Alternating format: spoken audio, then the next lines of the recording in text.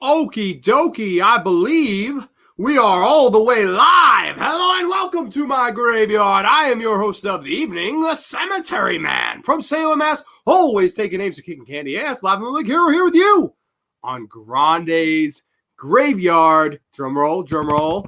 Number 100. Yes, 100 goddamn episodes of my ass coming on here talking about all things horror, all things goodness, all great guests, just so many wonderful episodes. And here we are at the centennial. Yes, I know it's crazy. CN, we made it, bro. 100 goddamn episodes. We're in the triple digits. I don't know if we're ever going to get to 4 digits, but triple digits, it feels like quite a thing to celebrate. We've got some people in the Heezy. Good brother, the soulless trench coat's in the house. What's going on, Trenchy? Oh, dude, thank you. Thank you on 100. And thank you for what you said in the comments. That was very, very nice of you. 100, dude. 100's going on wild over here. Ryan Snyder's in the house. What's going on, good brother Ryan? Hope all is well tonight. So you were watching Friday the 13th Part 3. That's always a fun one. And actually, Ryan, funny enough, Ryan was my first guest ever on Grande's Graveyard. Ryan was the first guest on Grande's Graveyard. So, dude, thank you for being my first guest. I appreciate it. John Steele is in the house. Are we getting pajamas tonight? I'm not in them yet, though. John Steele, though, I am rocking this brand new, just for the 100th Graveyard. I figured, why the hell not rock this? I got a brand new Angela Bettis Carrie t-shirt. That's pretty fucking badass, right? We got Rain and Blood, The School's on Fire, and then, of course, the silhouette of one of my all-time favorite, horror kind of protagonists. And I guess towards the end, she becomes an antagonist. But I don't know. I always kind of felt bad for old Carrie White. And it's funny. This is one of the symbols that got me into horror. That poster of Angela Bettis. I saw it in a 48 hours rental video place. And that was back when I was in PA. So that's how long ago that I remember I first saw that image, and I saw this shirt and I went, you know what? Why not debut that shirt live on the 100th episode celebration? I figured that'd be really, really fun. So James Moss is in the house. Hey, James, how are you, man? Here in graduation on the 100th episode. Oh, hell yeah. Hell yeah. I've been here since day one. Excited to watch tonight. Yes, that's true. You were the first guest I ever had, man. So humbling, and best of luck in the giveaways. We're going to get right to the giveaways, so don't worry about that. Everybody's saying hi to each other. Let's see. Corey says Carrie White is the GOAT. I have to agree with that, man. Carrie White is one of my favorite horror protagonists / antagonists, one of my favorite characters in history. And quite a few people have actually played that part, whether it be, Sissy Spacek, whether it be Angela Bettis, whether it be Coley Gates Moretz. I mean, it's crazy that character, it's like still really relevant today because everybody can kind of relate to bullying. It's something we've ever seen. John Steele, that shirt is dope. Thank you so much. Yeah, man. Dude, like only $20 too. Really, really cheap. If you need the link, I'll send it to you. No doubt. The Night Watch Zone's in the house. Night Watch, bro. I saw you commented right before I went live on the giveaway announcement. I went, holy shit. I scrambled to put your name in the pumpkin here. Your name's in here, so don't worry. You got a chance. Granted, you got it just at the buzzer. I started laughing. I'm sitting here like getting ready to go live or whatever, and the next thing I see, I was like, holy shit, he entered. And I was just like, oh my God, I have to fucking get there. Congrats on 100. Thank you so much. I appreciate that. Let's just get weird, man. I'm so down to get weird. I got the Shocker soundtrack on cassette. Dude, that's lit, man. Trenchy started to play Carrie White next. I agree with the casting. I mean, who better than Trenchy? Trenchy's he's gonna be the emperor at the prom, floating and shit, and like closing the bleachers on people. That's classic. Ty Junebug Films in the house. Ty, you were one of my earliest supporters too, man. Glad to have you here, and best of luck in the giveaways. We're gonna get right to them. No worries. Just letting everybody kind of settle in here. Night Watch Zone, hell yeah. And everybody, I guess, yeah, everybody's saying hi to everybody. And I'm not worthy, Corey. No, you're worthy. You're worthy. He is worthy. He is worthy. Swing. Dude, you're worthy. You could be Carrie White. I'm totally cool with that. Ryan says, I'll pop in part 5 as soon as I'm done with this to celebrate your 100th, my favorite Friday movie. That's right. Friday the 13th part 5 is my fucking favorite. And everybody kind of just looks at me like I'm a lunatic when I say that. But that is my favorite one, man. Long live Roy. Long live Reggie the Reckless. Long live Demon. Long live the ooh, baby. Ooh, baby. One of my favorite all-time slasher movies. Danny Steinman, may you rest in peace. That guy got it. Boobs, blood, mayhem, and a great time at the cinema. I don't care what anybody says about the ending. It's a great film.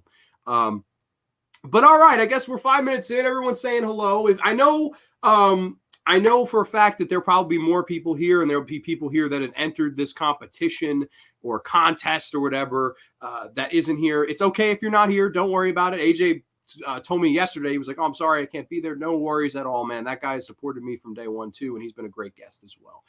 But we're going to get to the giveaway right off the bat. If you're not here, don't worry about it. I promise I will contact you if you are not here presently, and I will let you know if you won. I will let you know if you lost, unfortunately. But at first, cheers to everybody. I'm not drinking the dew tonight. I know everyone's probably going to be disappointed, but I figured 100th episode, why the hell not crack out a different type of drink? I don't know. Also, I see John Steele. I don't want to miss this comment. Part 5 is his favorite too. Hell yeah, John Steele. Represent part 5 up in this motherfucker. I love part 5. Huge fan of part 5. But I'm cracking this son of a bitch open. It's a glass Stewart's root beer. Oh yeah.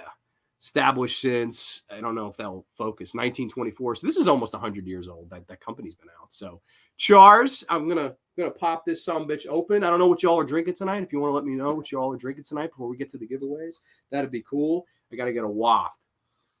Oh my god, dude. I am a huge root beer fan. Now, Stewart's is one of my favorites. It's my second favorite. Right behind Barks.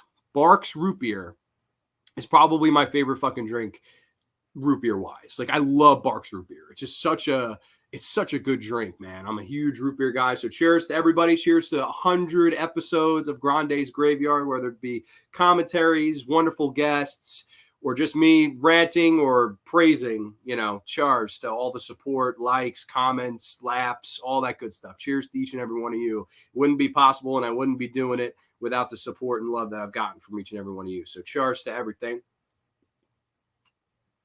Oh, man, that's some good stuff. And you see, that's some carbonated motherfucker. Look at that bubbling over there. Holy shit.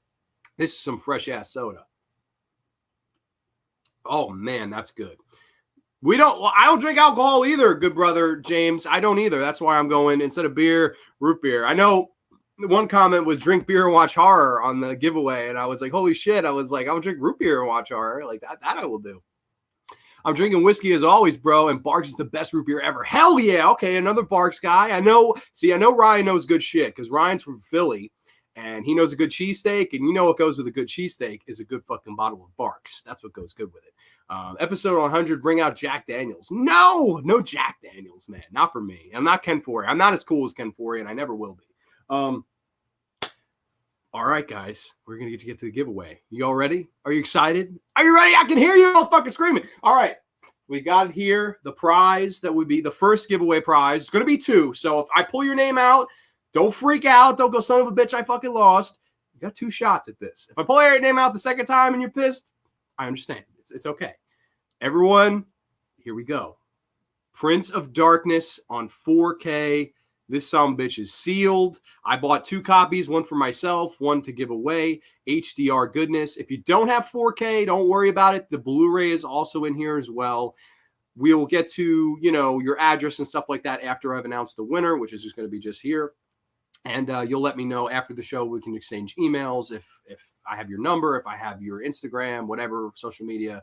We'll figure that stuff out later, so no worries about that. But this is the prize. I've got all of your names. I think there's about 20-something names in Pete the Pumpkin here. I'm going to mix it up a little bit. So we got the shuffle. And how this is going to work is, one by one, I'm going to pull out names out of this Pete the Pumpkin. The last name out wins the 4K. And now, I know you're wondering, what the fuck? What if I don't win the 4K? Every name, exception of the last one I pull out, goes back into the pumpkin, gets shuffled again, and the winner of that wins the Nightbreed t-shirt or the gift/death certificate. So you can win that. So we can, of course, we could be there. We get to that then. But this is Pete the Pumpkin. I'll give it one last stir. Okay. It's all stirred up. We'll face forward. We got some comments before I start picking here. Let's see. Also, A&W has good root beers. Dude, yes, I love A&W. They had a restaurant by me, and it was fantastic, man. They had some good stuff. Unfortunately, they closed down. I was so upset. COVID, that was a victim of COVID for sure. I'm here for the fun, win or lose. It's still going to be a fun, nice time. Excited about the questions. Yes, I will be getting to your questions as soon as we do the giveaways. JC, Prince of Darkness is possibly top three films for me. Dude, yeah, I love Prince of Darkness. It's such a fucking good movie. The 4K looked phenomenal too. Hey, Internet Eric here. What's going on, good brother? Happy Thursday. Happy 100th episode of Grande's Graveyard. Damn, didn't get the notification. Hope you haven't answered my questions yet. No, I'm doing the giveaways first, then we'll get to the questions. I promise I'll get to every single question you all asked. The Jack-o'-lantern of Destiny. Oh, hell yeah. Hey, Eric. Yeah, no doubt. Thank you, Eric. I appreciate that. And let's see. Still got A&W restaurant out here. Oh, dude, that's cool. At least you got one. I was really sad to see mine go. So, all right. We're going to pull names out of the Pete the Pumpkin. Here we go. Live on camera. Name number one. And I'm going to say the names right on camera. Oh, first name out of the hat. Drink beer and watch horror. Thanks for playing. You cannot win the 4K. No worries, though. No worries. You're going to go back and Pete the Pumpkin. So we're going to, again. Trenchy, I'm so sorry. The Soulless Trench Coat, number 2. Oh, shit. Rest in pepperonis. It's okay. It's okay. Name number 3. Ryan Snyder. Sorry. This is more fun to just, let you all, worry about the anticipation. Name number 4. The Undead of Night. That was actually a new name to me. I think he just subscribed to me right when I posted this announcement giveaway. So thanks for the sub. Sorry you didn't win the 4K. Next name out of the hat, Mr. Neon Black Reviews. Thanks for playing. Congrats on the nomination for YouTuber of the Month. Next name, Corey. I'm so sorry. King Need Gore. Bow down to the king. Da-da-da. Next name out of the hat. Oh, she's going to be pissed. I work with this girl. Amanda Rodriguez is the next name out of the hat. You can't win the 4K. I'll hear about it at work tomorrow. Next name out of the hat.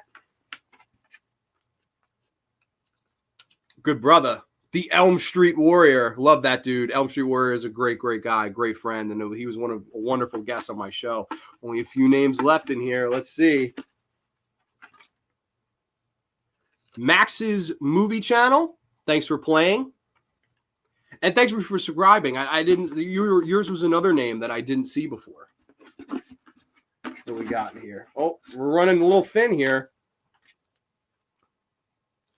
Eric, you came close, brother. Hey, it's Eric here. Rest in pepperonis. Good try, but we still, all of you people I'm pulling out now, you're still in the second one, so you haven't lost yet. But this is GCC because this is funny. I haven't seen the comments. I don't know. I'm sure people are probably going crazy. There's only a few left. You all got a good chance now. Next name out, bro. And he just entered, too, the Night Watch Zone. I had to write this on a fucking tag because he just commented 3 minutes before I went live. So I'm sorry, Night Watch. This is all I had left. I was like, oh, shit. I scrambled and put your name in there. But you almost came out. You got another shot. So I think we only have a couple names left. I'm not sure how many. Let's see. Next name out. Ty Junebug Films, dude, you were close. You were close, man. There's only a couple left. I'm not sure. I think there's 3 or 4 left. I can see the hollow kind of shadow in here. Here we go. Next name out of the hat. Oh, my dude, Crazy Cody. You were the next name out. So I think there's 2 or 3 left. This is coming down to it. I can't tell, though. So honestly, this might be a little anticlimactic. Next name out. James Moss, dude, you were close too. I think we're down to final 2 or 3 here. I think there's 3. Okay. Next name out. Don Belleville.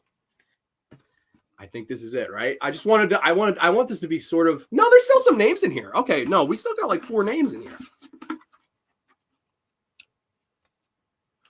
AJ Zetro, 1975. Uh-oh. And now there's definitely 3. Okay, so 2 more, and then we have a winner. The Horror Boy, Nate. Everyone was cheering for you, too. You could still, if you love Nate, you can still go vote for him for Horror YouTuber of the Month on that video. please do. Nate's a great guy, and he'll be on the channel on Saturday. But now I believe there's 2 names left in this. I think there's 2 names left. So the next name, I believe, Brienne. Oh, Brienne works with me too. This was really close. My gosh. And then I believe this is the last. Oh, no, this is the last 2. Okay, so I'm sorry. I'm blind. This is the last. This is the runner-up. Aiden Fabra, I'm so sorry. All right, you can't win the 4K. That means the winner is Collector Man. Yes, the Collector Man has won John Carpenter's 4K HDR Blu-ray. You are the winner, Mr. Collector Man. Good shit. Congratulations. I missed a lot of these comments, so I am sorry. Looks like everybody's having a fun time, though. This was kind of fun.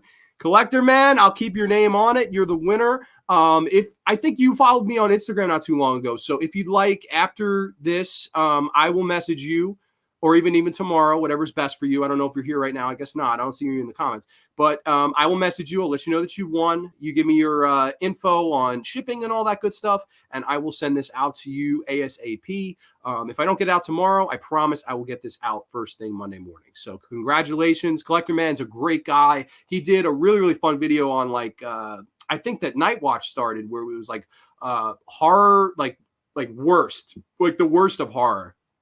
And he did a really, really fun video. He shit on the Elm Street remake. I really, really enjoyed that. But Collector Man, congratulations. Now, I know that some of you might be just a little bit disappointed, but there's still a free t-shirt to win here. So all of these son of bitch names are going back in Pete the Pumpkin. So we're going to take them back. And I know people probably bitch about order. So we'll stir it up again. We can use this 4K again. Why not? We got, let's see, congrats, Collector Man. You won an awesome 4K. Congratulations, Christian. Night Watch Zone. Got to head out. I'll check the replay. Love you, Grande, homie. Dude, I love you too. And I will let you know if you win the t-shirt. I promise. This is the second giveaway. So I promise you, if you win, I will notify you ASAP again. But everybody else, this time for the second one. Congratulations. But I have to admit, I'm slightly jealous of you in a good way. Yeah, of course. I mean, who isn't? I would want to win too. Free 4K. And that son of a bitch, this son of a bitch went on sale right after I bought it too. I was pissed. I was like, son of a bitch, I could have got a deal on this. But no, I paid full price. And Mr. Collector Man, you can add this one to your collection, weirdly enough, or fun enough. So I'm going to stir this up again. We're going to do this all over again. This is for the Nightbreed t-shirt. And don't worry, if you're not a fan of Nightbreed, I know a lot of people hate the film. If you're not a fan of Nightbreed, we could work something out. I can send you the $25 gift/death certificate. We'll be in touch about that. We can definitely negotiate that one. But the main prize is now gone. And the second prize, we're going to stir this son of a bitch up. So, oh yeah, we're getting our stirring on. Okay. Collector Man, you cannot win the Nightbreed because you won the 4K. So everybody else, though, you've got a shot. First name out of the hat. This is going to be devastating, whoever it is. First name out of the hat. I picked 2. The Undead of Night. Unfortunately, you cannot win either. You are the Bubble Boy. Rest in pepperonis. I'm sorry. Thanks for playing, though, and thank you for the questions. We will get to the questions. Get to the more of these. Oh, I'm trying to get one in here. Second one, Max's Movie Channel. Thank you for playing. I appreciate the questions. I promise, once again, we'll get to all of them. This is so much fun, man. I want to do this every day. Next one, Neon Black Reviews. Thank you so much for playing. Thank you for the questions. Thank you for being a friend. Next name out of the hat. Hey, Internet, it's Eric here. Thank you so much again. Thank you for playing. I appreciate it. Thank you for the questions. And you had some fun questions. I was like, I read them. I was like, what the fuck? I don't know how to answer those. So there were some of these I tried to read before, and then I just stopped. I was like, you know what? I should definitely stop here. Like, I should definitely, like, I don't want to. I'm sure there's some people that are like, get on with it, you Amish fuck. Like, all right, I'm sorry. I'm getting on to it. Next name out of the hat. Corey, I'm sorry. King Need Gore. You're still a king, though, and you still made me this awesome thumbnail for Grande's Graveyard 100. So if you like the thumbnail, it is all due to my good brother, Corey. So thank you so much. I appreciate everything you've done for me, and I'm sorry. Thank you for playing, though. Shaking this sound bitch up. Next name out of the hat, if I can grab it. Mr. James Moss, thank you for playing, my friend. Thank you for all the questions, of course. I appreciate it, all the support. Yeah, you're a new follower, but I really do appreciate all your support. Next name out is the Soulish Trench Coat. I'm so sorry. I'm so sorry, Trenchy. I love you though, and you probably asked the most questions, so and some really good ones. So I think you were also one of the only people to not ask me just straight up horror questions, which I was shocked. I thought I was going to get way more like, what's your favorite color, or like, let's talk soda, let's talk cheeseburgers. I'm shocked. Almost every single question was about horror, so I appreciate that, but I was a little bit surprised. Stirring this sumbitch up. Stirring this sumbitch up. Next name out of the hat, unfortunately, the Elm Street Warrior. Thank you for playing, man. But again, another great person. Love Elm Street Warrior. Stirring this up. Next name out. I can pick this one up. This is the Night Watch Zone, who just actually cut out. Thank you, bro. Dude, again, thank you for everything you've done for my channel. You nominated for YouTuber of the Month, and I ended up winning the fucking thing because of you. So you're a great friend. I love you too, man. Thank you so much. Getting down to it. I think I don't know. See, I don't know. I wish I had counted, like, I don't know the amount of names. Like, I don't know. That's what makes it even more crazy and suspenseful. Ty Junebug Films. I love you, man. I'm sorry, but Ty's been a great friend to me, man. He's made so many videos supporting me and all that stuff, and was so good to me when I was struggling with COVID. So thank you for everything, man. Thank you for playing, and I will get into your questions for sure. Next name out. Drink beer and watch horror. Dude, you were pretty fucking close. You were pretty fucking close, even though you're the first name out the first time. So you almost came close to winning the t-shirt. But if you don't follow Drink Beer and Watch Horror on Instagram, he's awesome. That guy does giveaways like every fucking other week. He does live trivia, and if you win, he gives you away shirts, stickers. I've won some stuff. I won a cool Freddy Krueger mug from him. Nice guy, and his girl and his lady, the nicest people ever. I believe they work at a brewery, and that's why the whole Drink Beer and Watch Horror. Like, it's a simple premise, but very, very cool and very nice people. So thank you guys for playing. Let's see. Sorry, Mr. Zitro. I'm sorry. I know he's at the Chicago White Sox game, but thank you for playing, man. Thank you for playing, and of course, always being a good friend to me. Let's see. Getting down to it here.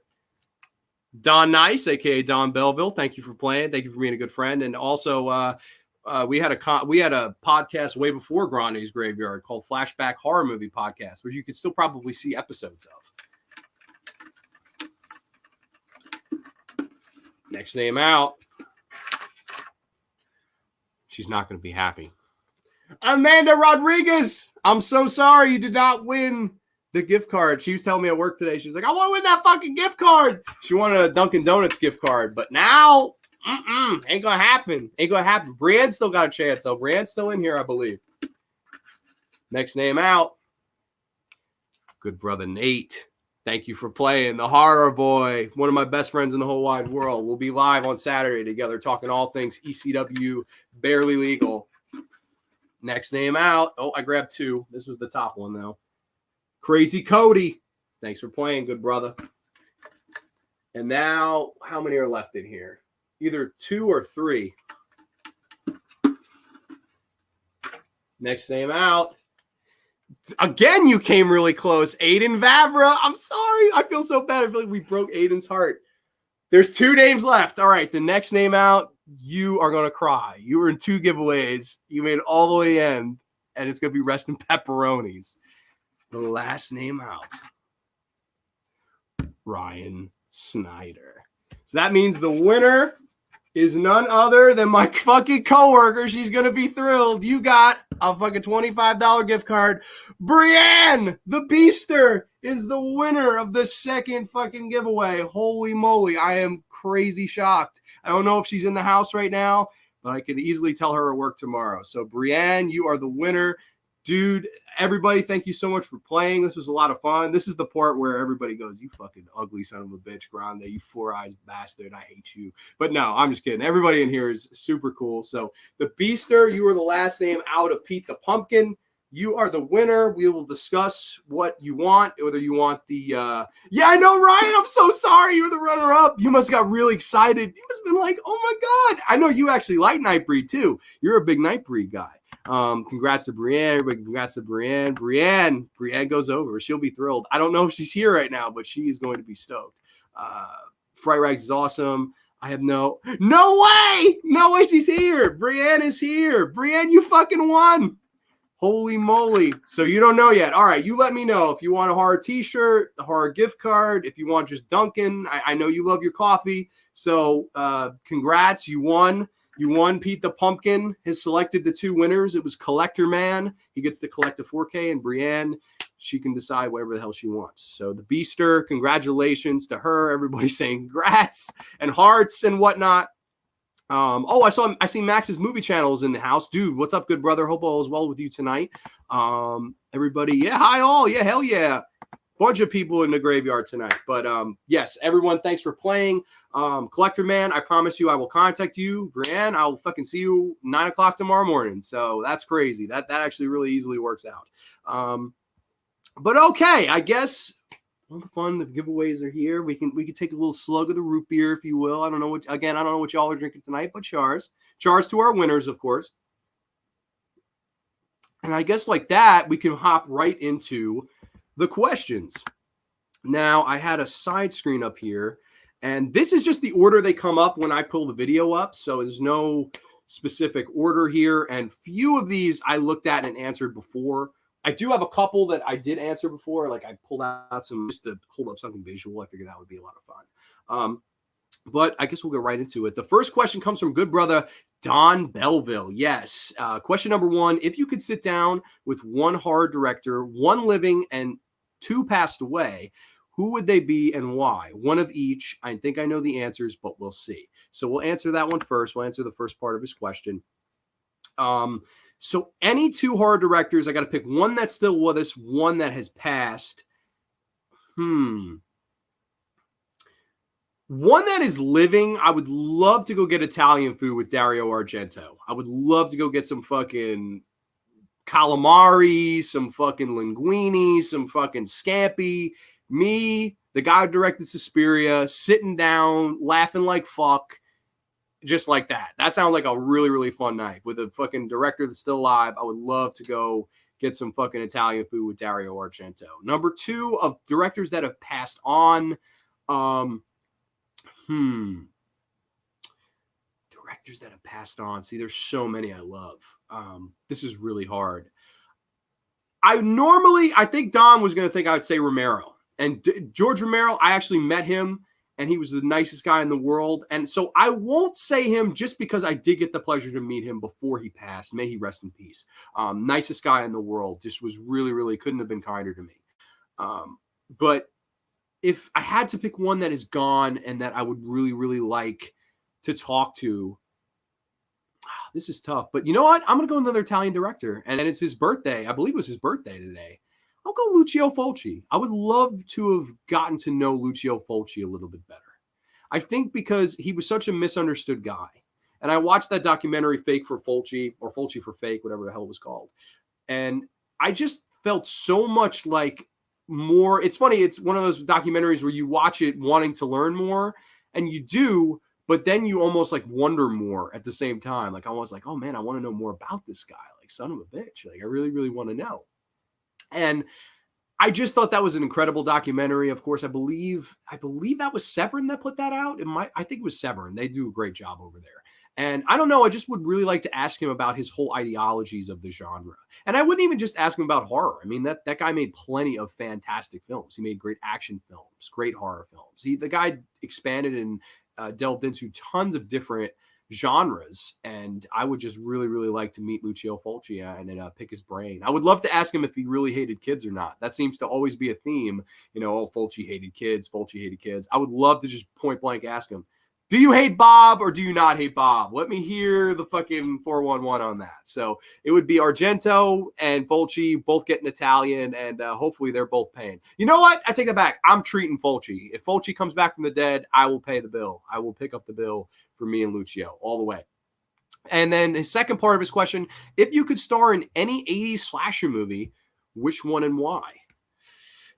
Wow. So in a lot of ways, I would have to, this means if I was the star, I would have to replace the star, which I honestly don't want to do if it's a movie I like. That's really hard. You know what though? It has to be 80s slasher movie. So okay, because this regular movie, I would say Dawn of the Dead. I would love to be alongside. I would replace Scott Reiniger or even David Emge and play next to Ken Foree. I would just love to be anywhere near Ken Foree. I think that would be really, really cool. But 80s slashers that I would want to be the lead of, it's tough too because the guy's never really the lead, right? Like it's usually the final girl at the end of the film. So I don't know. I guess with this one, maybe, I don't know. This is actually a really hard question. You know, I would really love to be in April Fool's Day just because at the end I could get to survive and I get to be with Amy Steele. So you know what? I'll say April Fool's Day. I'll go a little bit different on that. April Fool's Day, me and Amy Steele riding off into the fucking sunset, chilling with my good girl Muffy. I mean, that would be the picture perfect sunset for an 80s slasher ending of a film that I could actually survive and be the star of. So I would pick April Fool's Day. Second question comes from good brother Ryan Snyder. Question number one, what's your favorite 90s slasher? And then he says, I know you're not huge on 90s horror, but I got to know. I've definitely more huge on 90s horror than I am of horror of any of the last 10 years. I'll say that. If you could take one horror icon on vacation with you, who would it be and why? Congrats on the milestone, brother. Thank you very much. I appreciate that. And I see you just threw on part 5. Oh, hell yeah, dude. No, that's awesome, man. I love part 5. And thank you for the question. Thank you for all the support.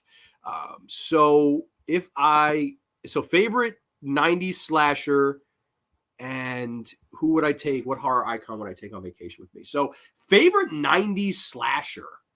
There's a few that come to mind. Popcorn comes to mind. I love Popcorn.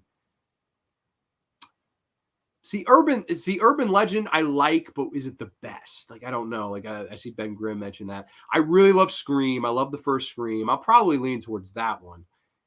Because slashers were really not doing the greatest in the early half of the 90s. Like, whether it be The Final Friday, whether it be, Freddy Dead and fucking Curse of Michael Myers. Like, there's a lot of, like, bad slashers in the early 90s for sure.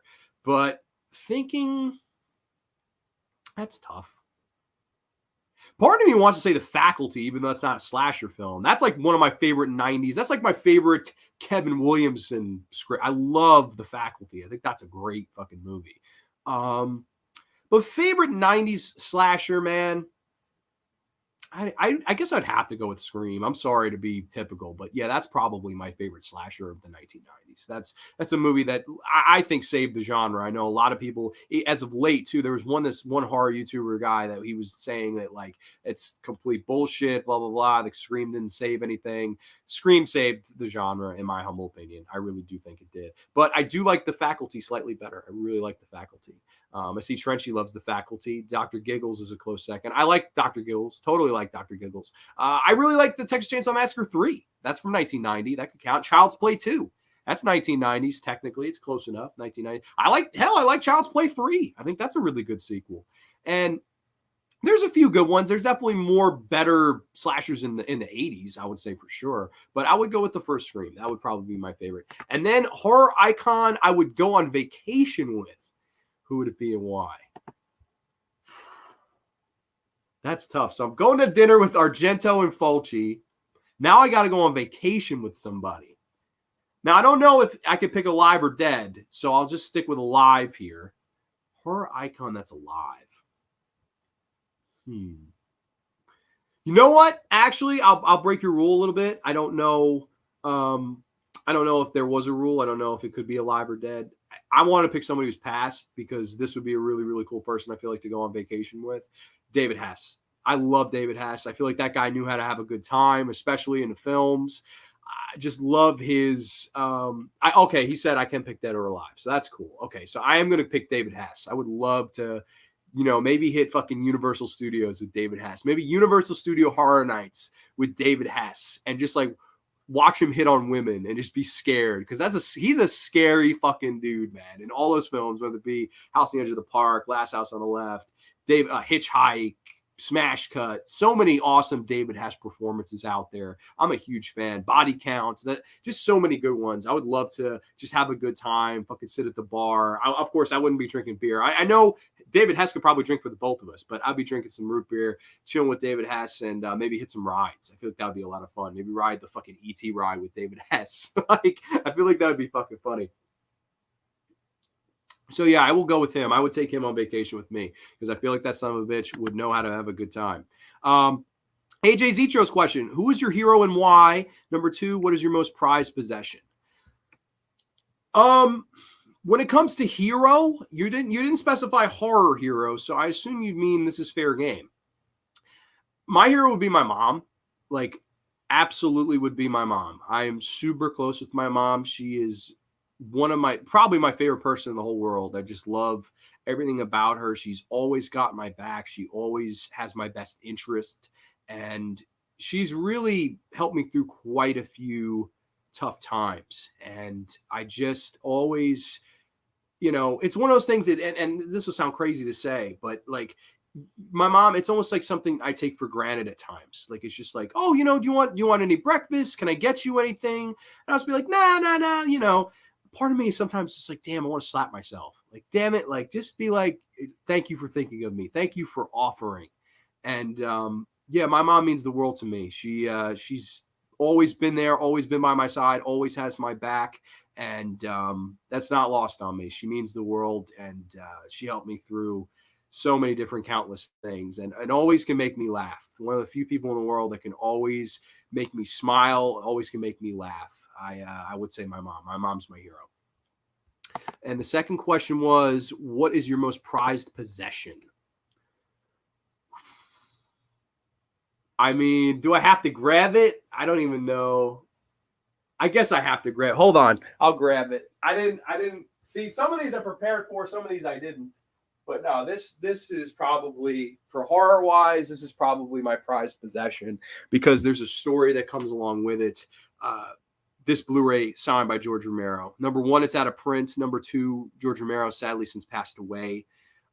It's my favorite movie ever, signed by my favorite director ever, who I was humbled enough to meet. And I stood in line for over 6 hours to meet him. And he greeted me like I was the first person on the line. It was not like, because I could imagine, man, if I was sitting there for 6 hours meeting people, by that time I'll probably be like, all right, hey, goodbye. Like, even me, and I have good patience. At least I like to think I do. But man, it just meant the world to me, because sometimes you meet your heroes and they let you down. But when I met George Romero, it was just one of the best moments of my life, meeting George Romero that night and getting him to sign this. This is easily my prized horror possession for sure. I know that it's expensive Blu-ray. I'm sure it's even more expensive signed, but the memory of that day, of that moment, and the smile on my face before and after, that's priceless. Totally priceless. We have a lot of comments here. I see, but I'm sorry, there's like an ad popped up on the bottom. I can't click on the bottom comments. Corey says, mother knows best. Shout out to moms. Dude, shout out to every single wonderful mom out there. We love you all, and we love the work you do. I know sometimes at least I may take it for granted, but my mom means the world to me. My mom is my hero. No doubt about it. I'm sorry, this little ad will go away. I can't really click on all the comments right now. I don't know why. It says, your device isn't fully protected. I'm also frozen. I don't know. Did I freeze? I'm trying to get rid of this fucking box, but it won't let me. Who knew? So that was AJ's question. Now the Elm Street Warrior. If you could meet any horror user off Instagram, who would it be and why? Number 2, what's your favorite thing about horror collecting? Now, okay, now this thing went away finally. I'm sorry about that. If I missed some comments, you can repost. I apologize. I'm sorry. Of course, there was a fucking ad. But let me look at this again. If I can meet any horror user off the gram. See, that's really tough. Like, in a perfect world, I'd like to meet you all someday. I really would. Like, anybody that took 2 fucking minutes to sit down and watch this tonight, I'd love to meet you if I haven't, it means a lot to me that people support me. And I know that the Instagram, he means Instagram exclusively. I'd love to meet you, Elm Street Warrior. I don't think you live I think you live this upstate of where I'm at. I don't think we live too far. So that could definitely happen. I'd like to one day maybe just announce on here, hey, I'm going to so-and-so convention. If you want to meet up, let's meet up type of thing. That would be really, really fun. I can't just name one. It's not, if I name just one, someone would be like, how did you not fucking name me? You know what I mean? Like, it's just, you open the door for a load of hatred from most and a lot of love from one. I don't want to, I would love to meet y'all, honestly. Maybe someday when convention scene goes back to normal, we're all vaccinated, whatever. I would love to come back and meet all of you guys. So I can't really just pick one. Gid Dahmer's in the house. Gideon, brother. How are you tonight? We were talking all things Godzilla on Tuesday and Tales from the Dark Side. That was really cool. What's my favorite thing about horror collecting? Honestly, man, it has to be just physical media. I just I just love having physical media. I kind of hate the whole trend we're going into with streaming. And okay, don't get me wrong. There's some things I don't mind to stream. Sure. I mean, there are some things I don't mind to stream, like television shows. If there's so many episodes, it's like, all right, yeah, it is easier to just click than to find disc 3 of season 5 and fucking put it in. I get that. But honestly, it's physical media. I love collecting Blu-rays, special editions, the little cool booklets sometimes that come with it. When they really go all out for something, I just love that as a fan. And I know some people, especially people my age, because my age, my generation, even a couple years younger, they just laugh. They're like, what the hell is wrong with you, man? You collect physical media? Don't you have Hulu? Don't you have Netflix? Don't you have all these things? And I'm like, I understand you have those things. I respect you have those things. But at the end of the day, it's like, I like to collect these. It's just fun. It's just it's a hobby to do. And I like owning the actual thing and holding it up when I talk about something, or just actually having it to be like, oh, here, man, you want to borrow this? I don't know. I'm old fashioned in that way. And that's my favorite thing. I really do love physical media. I'm a big fan of it. Let's see. Eden says physical media is great, man. I love my John Carpenter, Toby Hooper, and George Romero collection. No doubt at all. I would just love to buy all my followers dinner, and when I get a job in the filmmaking industry, would give all. Yes, I think that's what's nice about you, Ty. You're a guy that would be very humble and give back. I think that's the number one thing. A lot of people, when they make it big, they kind of forget about the little old people of the past, and I hate that. I think that's when you see somebody who doesn't do that, when they do remember the people that got them there, that's how you know a good person from a bad person. I know Elvis was he gave to everybody. He gave to every single buddy that helped him out. So that's really cool. Ben Grimm says, I love the treasure hunts. Like when I went to my first garage sale ever last week, I found a rare uncensored VHS of Nightmare on Elm Street 5 for 50 cents. Exactly. It's the novelty. And even though it's worth 50 cents, you're paying 50 cents. It's worth so much more to you.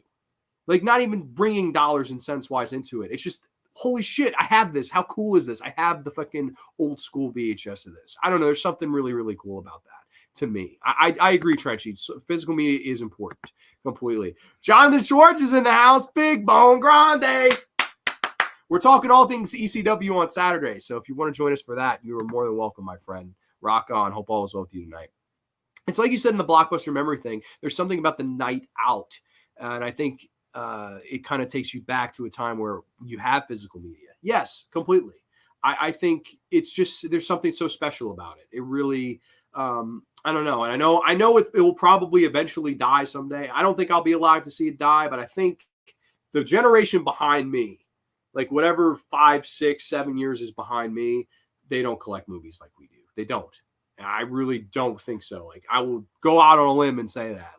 I know I think Aiden's a little bit younger. Aiden, keep the tradition alive, good brother. Please keep the tradition alive. Oh, the Master of Fear is here. What's going on, good brother? Hope all is well with you tonight. Welcome to Grande Graveyard number 100, man. Rock on. Let's see. I just ordered Shout Factory's April Fools and Night of the Creeps. Night of the Creeps is a great movie. That April Fool's Day Blu-ray, it is the worst single cover of a Blu-ray I've ever fucking seen in my life. Frank Dormani's in the house. Hey, man, just got 4 wisdom teeth out today, so I'm happy you're streaming while I recover. Dude, Jesus, you must be in a lot of fucking pain, man. Hope you're feeling better. Frank is actually really nice guy, number one. He diehard Met fan, too. So, Frank, let's go Mets, brother. I don't know how the score is right now, but he and his brother make short horror films.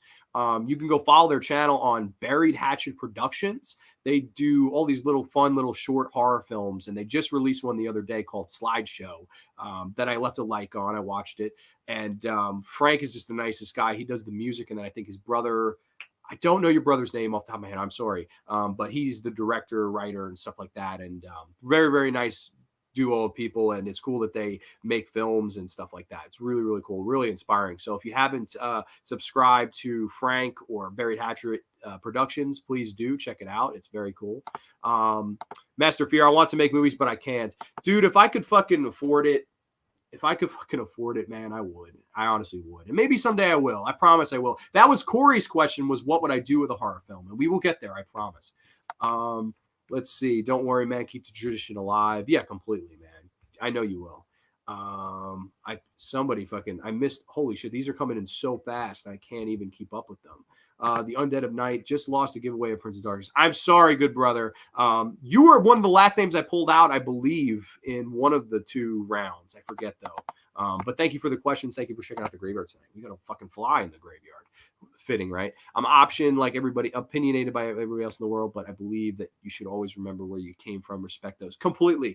I get it. Like, I get why people do what they do. Like, I've heard horror stories about people. I know this is a weird person to bring up, but Taylor Swift. She's from where I'm around, and like, I have heard nothing but horrible things about what she did to her friends. Like, and what, nothing but horrible. Like, I've heard she's a piece of shit. Mets down 2-0 in the top of the 6th. Okay, time to come back. At least we won the series. That's pretty cool. These comments are coming in so fast. If I miss them again, please re-comment them. I apologize. My bro, much love. Thank you for the shout out. Means the world. Love you, bro. Dude, I love you too, man. Let's go Mets, and keep doing your thing. It's very inspiring. Hopefully one day I can make my own thing too. I mean, when I become a famous filmmaker, one of my first checks I want to donate a lot of money to the last blockbuster. Oh man, yeah, no, that would be really cool for sure. Gid Dahmer, I'll check him out. Gideon's an evil genius, Frank. I don't know if you're still here, but Gideon is an evil genius. Love that kid's thoughts on the genre, man. Really, really great mind for it. I wish I had a mind as good as Gideon's. You just need some decent cameras / phone cameras, something lamps, fake blood, and some humans. We could do something. I'll edit the whole motherfucker myself. Hey, Corey, if I make a horror film, you're going to be there. And I promise when we get to your question, I'll tell you what we're making. At least this is my vision. Granted, if you want to direct, write, all that stuff, I will be there to edit whatever the fuck I can do for you, man. I got your back. I know you got my back. So I appreciate all of that. Trenchy, I think a lot of us would love to make movies if we could. Props to Ty, who did make a short movie. Yes, Ty made a short movie as well. Yes, that is true. I think I'm the youngest here, and I don't think I'll keep the tradition alive. I watch YouTube most of the time. No worries, man. I don't think you're alone. I think most people don't anymore. Not the biggest fan of the song. Good message. Stay humble behind it. Sound like modern country songs. Yeah. Video store will come back one day. I hope so. Got you. Do your thing, bro. Dude, absolutely. Do your thing, cuz. Man, where's Leatherface Chainsaw 3D? Okay, so let's get to the next question, though. I'm sorry. We got down to the comments here. I'm trying to do this as best I can. There's so much shit. Let's see. So the winner of giveaway number 2, Brienne's in the house. Who is your all-time favorite villain? What is your all-time... what horror movie had your favorite surprise / twist ending?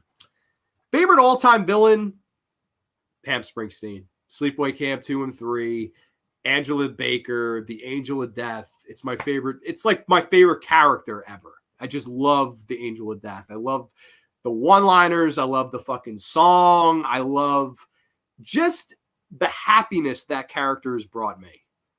Like, and how much I just absolutely mark out unapologetically every time I watch those movies. It's unbelievable. I mean, I know the majority will probably say a Jason or Michael Myers. I know Brienne's Michael Myers. She's a huge Michael Myers girl. I know Freddy, I get that. I totally get where they're coming from with those. And I get Freddy especially. Freddy is Americana. Freddy at one point was like apple pie in America. Like, it was just, he was over like fuck. I mean, children wore his pajamas, and he was a child murderer. Like, if that doesn't tell you a motherfucker's over, I don't know what tells you they're over. But honestly, man, the Angel of Death, it just doesn't get any better to that. The laughs, the smiles, the amazing kills, whether it be the outhouse of shit, whether it be the flagpole, which I think is arguably the greatest kill in any horror movie if you see the uncut version. I just think I just love the Angel of Death. I would go Pamela Springsteen as Angela, the Angel of Death. I would pick her for sure. And let's see. What horror movie had your favorite surprise or twist ending? I will go with a more recent one. I think it's one of the best twist endings of all time is Saw. I love the ending of Saw. I remember the first time I saw the ending of Saw, I watched it on the Sci-Fi Channel years and years ago. And I was intense in the movie. And I remember, I think my friend Matt was with me. And we're watching it, and the part where Zepp gets fucking beat over the head by Adam with the toilet thing, I remember he fucking shouted. He went, "Get fucked!" And I remember we both laughed, and we thought it's over. Like we were fucking excited. And then the classic, the Charlie Clouser music, da-da-da, da-da-da, da-da-da-da, and fucking just sitting there like, oh my god, wait a minute. He was playing too, and then all of a sudden, John Kramer gets up in the middle of the room. I remember we fucking lost our minds. We were running around like fucking schoolgirls. And if that's not a great twist ending, I don't know what was. It just totally blew my mind. And in the best of goddamn ways. It was absolutely wonderful for sure. The chick in the tent with the weird little dude, is that Sleepaway Camp 2 or 3? Yes, that is Sleepaway Camp 2. In part 3, she does the dude with the boombox, she fucking nails his hands to the dirt and then sets it on fire and roasts the marshmallows over it. Fucking classic. This is so my humor. I feel that, dude, I tried to make my own original stuff. Like the hardest thing about trying to make a full feature is the budget and basically finding people who are like-minded enough to be in them. Okay, so he's answering somebody. Was it Frank up here? I'm sorry. These are coming in so fast that I literally can't keep up. Okay, I see. Good point. Aiden. John Carpenter made Halloween with what they consider almost a budget, $350,000. Look how that turned out. Yes. Only thing is, $350,000 was more then than it is now. Like that's the thing. Like, adjusted to inflation, what I would be interested to see what the $350,000 is now. And considering also they got Donald Pleasance for a big chunk of that money for like 3 days to be in the film. Like that's absolutely wild. That's absolutely wild to me. Sorry, I'm trying to kill this bug. There's a fly in my face this entire episode. Fitting enough. But yeah, no, I know what you mean. Sometimes it doesn't take money; it takes creativity. But it does take money too. It really is a part of it. Like I'm not trying to say that you can't make the next Paranormal Activity. I'm just saying it's damn hard, and it's hard to know what's going to draw. That's the thing. Like yeah, I could go out tomorrow and make the greatest horror movie of all time. Will it draw? Will motherfuckers come to see it? That's the question. That's really, where you separate the men from the boys, for lack of a better term, I think. But that's the most important thing, I think, is catching an audience, catching somebody's eye. And if you don't, it's still nice that you got to make something that you love to do. But it is harder on a lower budget as opposed to a bigger budget. You can market it more. So those were Brienne's questions. And then Collector Man, the winner of that. Wow, that's crazy. They're side by side. That's like crazy. Collector Man, favorite theme music from a horror film? This one I prepared for. I got it over here. Okay, here. This one I prepared for is none other than my probably favorite horror movie theme. When I think of one that always makes me smile, Return of the Living Dead. I mean, I love these things are bulletproof.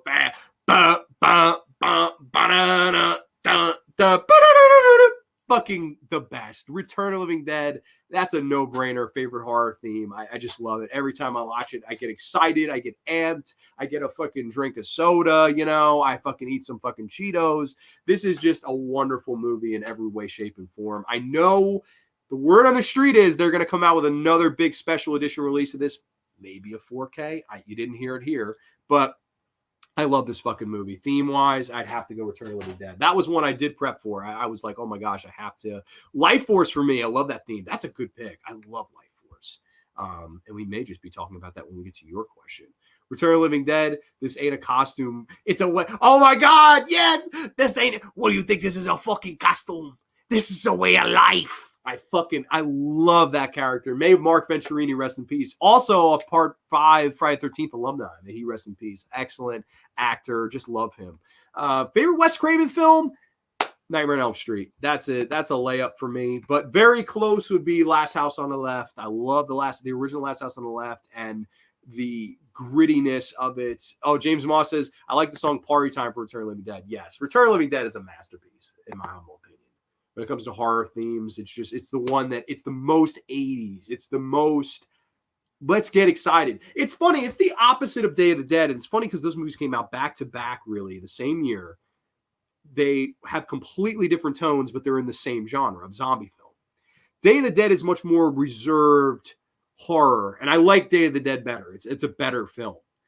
But Return of the Living Dead, for people that want to have fun, it was a better follow-up in a lot of ways to Dawn than Day, because Return of the Living Dead is punk rock zombies, boobs, blood, and mayhem, punk rock, heavy metal, let's fucking fight some zombies, brains, acid rains, all the whole soundtrack. I mean, that movie was a perfect timing, I think, because in a lot of ways it was a bigger hit than Day of the Dead. It made a little bit more money. And I think to this day it has probably slightly a bigger fan base. I do like Day of the Dead better, but when it comes to opening themes, I look no further than that. Also love the Creepshow theme. Huge fan of the original Creepshow theme done by John Harrison. When talking Wes Craven, can't believe, love those two. I did an episode on both of those films, and I put those movies way over. I'm a huge supporter of The People Under the Stairs. Fun fact, Mr. Eric, that was my grandmother's favorite horror film of all of them. I always thought that was great. Like, of all the fucking great horror movies I showed her, People Under the Stairs was her favorite. So I thought that was really cool. Now, if you had said score, though, score would have been Suspiria. That's my favorite score. But you're saying theme, I will go Return of the Living Dead. No doubt about it. And then we said favorite Wes Craven film was Nightmare on Elm Street. And then favorite decade of horror. Now this, if even one of you agrees with me on this, I will shit my pants and I'll have to go change. Favorite decade. I hear you all. Can you hear it? I hear you all. You're saying the 80s, you dumb fuck. The 80s. The 70s. 70s is better. The original Halloween. The original Black Christmas. Last House on the Left, the original Texas Chainsaw Massacre, The Hills Have Eyes, Tourist Trap, Alien. You could go on for fucking ever. And I'm not trying to say that I dislike the 80s in any way, shape, or form. I love the fucking 80s as a decade of horror. I absolutely love it. But I think when you're coming to the more well-rounded of the two decades, and movies that I go back and rewatch over and over and over again, I probably go 70s more than I go 80s. And I think you're getting more quantity in the 80s, but I think you're getting more quality in the 70s. I would say the 70s for me, because Dawn of the Dead, of course. I mean, you just have so much good stuff. Martin.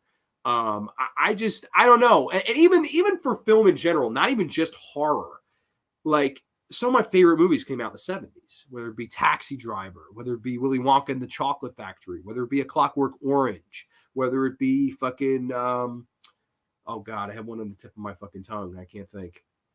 I don't know. I lost that. Young Frankenstein. That was it. Young Frankenstein. So many good ones. Undead of Night, Exorcist, The Omen. There's so many good ones. And I actually remember Don Nice telling me this years ago. He said, I grew up during the 80s and I saw these movies that were made in the 70s in the 80s. So I still kind of look back and think these movies, I saw them in the 80s. So I see why. I think part of that is that generation saying, yeah, I was born then, but I watched them then. You know what I mean? Kind of thing. That's at least how I see it. In a lot of ways, similar fashion to my generation. Like, even though we watched a lot of 90s horror movies, most of my generation watched them in the 2000s. So it's a little bit different. I completely, I get the disconnect, but both are great. Both are great. That's the two best decades, 70s and 80s. But I'll go 70s. Honestly, I will go 70s. Deep Red, Suspiria, Aiden mentions, of course. I know you're a big fan of Salem's Lot, Aiden. Completely. Okay, so we got a couple people that agree. Ty Junebug agrees. I actually agree with you about the 70s.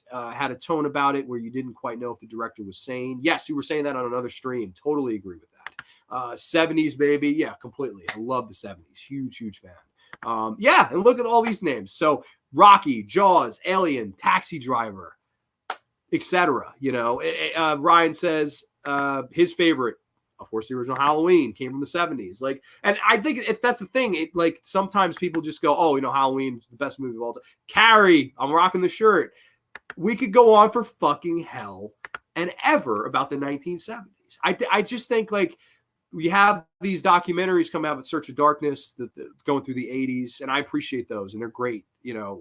Like, it was a great time for the genre. But, that documentary I'm actually not a fan of. But the 70s itself, I think that's the one that could really deserve a documentary too. A lot of the video nasties I love. I mean, yeah, I'm a big 1970s guy for sure. That would be my, I would vacation with Bruce Campbell. Okay, I think Max is a little bit behind us. I think Max is a little bit behind us, but no worries, my friend. No worries. Next one here comes from Crazy Cody. Rad giveaway, man. What's a horror you think actually deserves a remake/reboot? If you could die as an actor in a horror movie, who would be the killer and how would you die? Very interesting. What happened? You got shit yourself. Yeah, I had to shit myself. Yeah, I have to force it out. So let's see. Hold on one sec. Favorite horror movie that I actually think deserves a remake. Huh. By the way, can you all still hear me? I'm not sure if this is still going here. My Wi-Fi says it's a little weak. I'm not sure. If y'all can still hear me, please somebody give me a thumbs up. That's a really hard question. Like, what hasn't been touched at this point? You know what I mean? Like, what hasn't been remade that I would say don't ever remake that? I don't know. That's a pretty tough question. See, this is one I should have probably I hear you, but it's blurry. Oh shit. Yeah, my Wi-Fi is a little bit crackly, so sorry about that.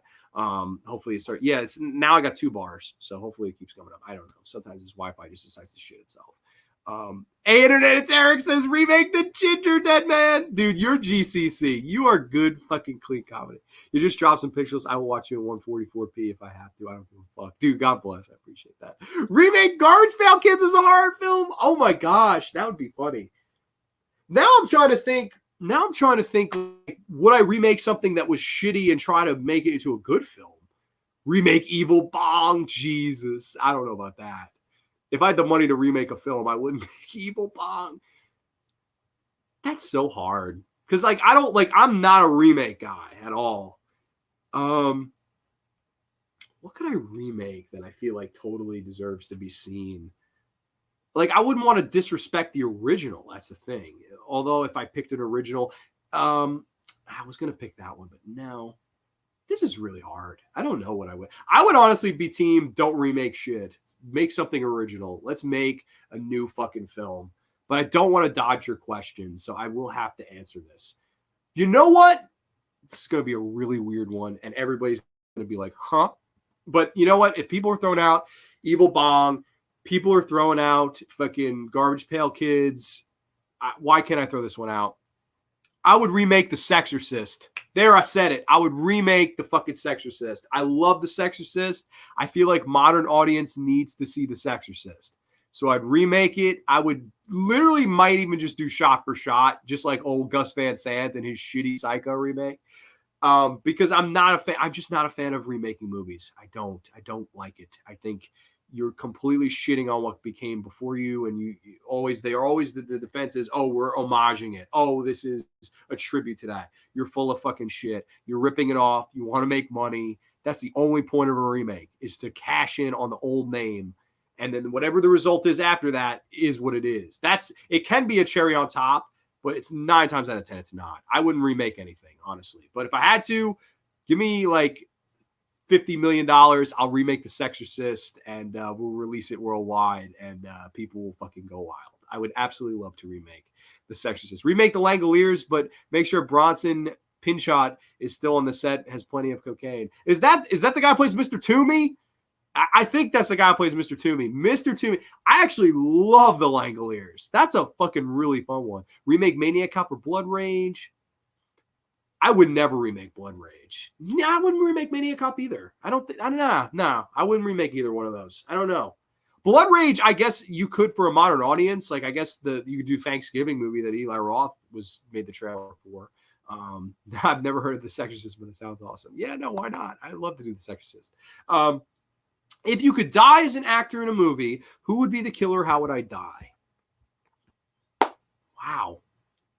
You know what? If we're going to go creative kills and I could die in a movie as an actor, I'm going to go Freddy. I want Freddy to kill me in a movie, an Elm Street movie, preferably one of the first 4, a good one.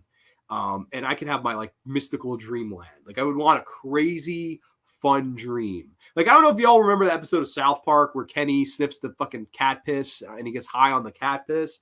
And he sees this world of like his dream world of all these women with big yitties and shit. Like I would love to be killed in a dream sequence like that, like my dream world, where you'd have Mountain Dew waterfalls and fucking like White Castle burger precipitation. Like instead of raindrops, it would just be actual like White Castle burgers where you could just be like, open your mouth to them.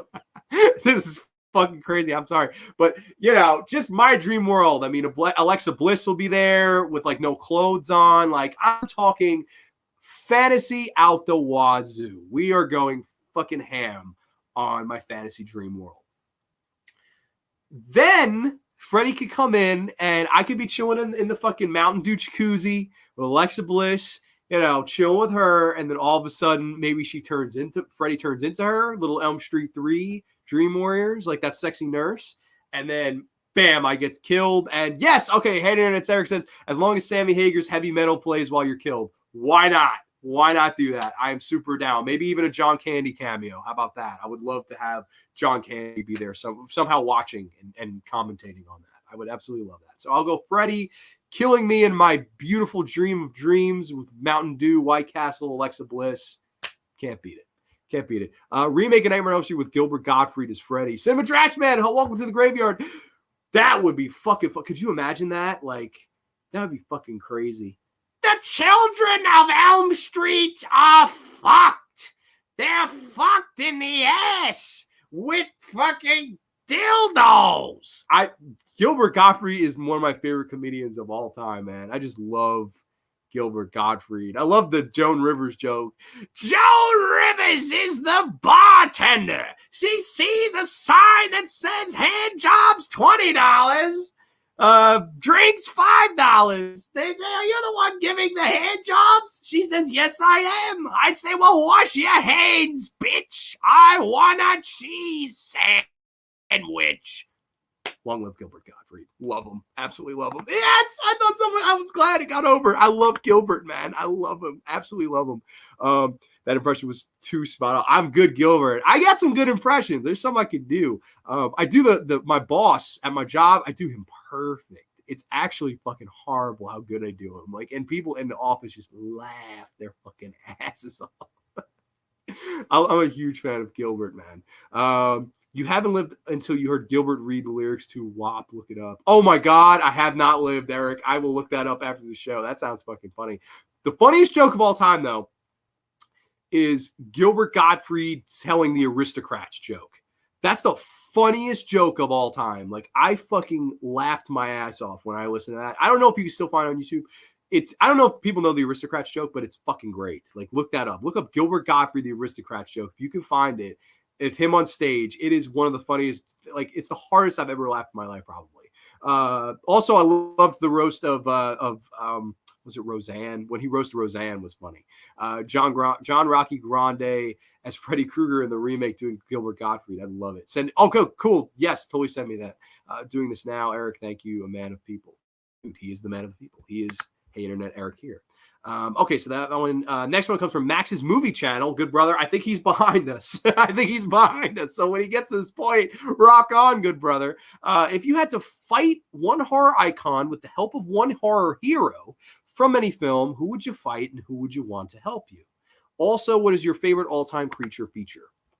I guess we can answer the shorter question first, because the other one requires a little bit of thinking. This, I got to be honest, I'm going to go with a really weird one here. And people are probably going to be like, dude, you're on cocaine. I'm not, though.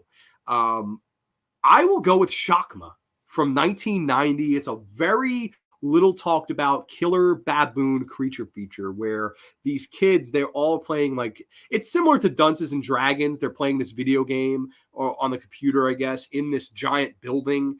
And there's this like genetically enhanced baboon in the building with them. And it picks them off one by one. Amanda Weiss from A Nightmare on Elm Street's actually in the film. Love her always. She does a great job. And I think it's a really, really underrated film. I really like Shakma. I think it's a pretty, like, nobody ever mentions it. I believe there's a Blu-ray of it. It goes for bread. I don't even know if it's in print anymore. That Blu-ray goes for stupid money. That's one I'd like to see some company get their hands on it. I would really like to see a special edition blue of that, a new one. Really big fan of Shakma, though. I really like the film. That would be my favorite creature feature. Just underrated. I don't know. I really like Alligator. I know somebody on Instagram was saying Orca. Orca is the best. I thought that was pretty funny. Interesting. I had never heard anybody put Orca that over, but people did. People saying it was better than Jaws, and I almost shit myself.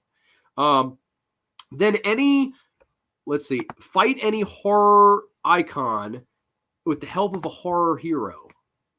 How about me and Amy Steele versus Jason? That would be fun. Or me and Tommy Jarvis versus Jason. I would love to do that. I think that would be a lot of fun.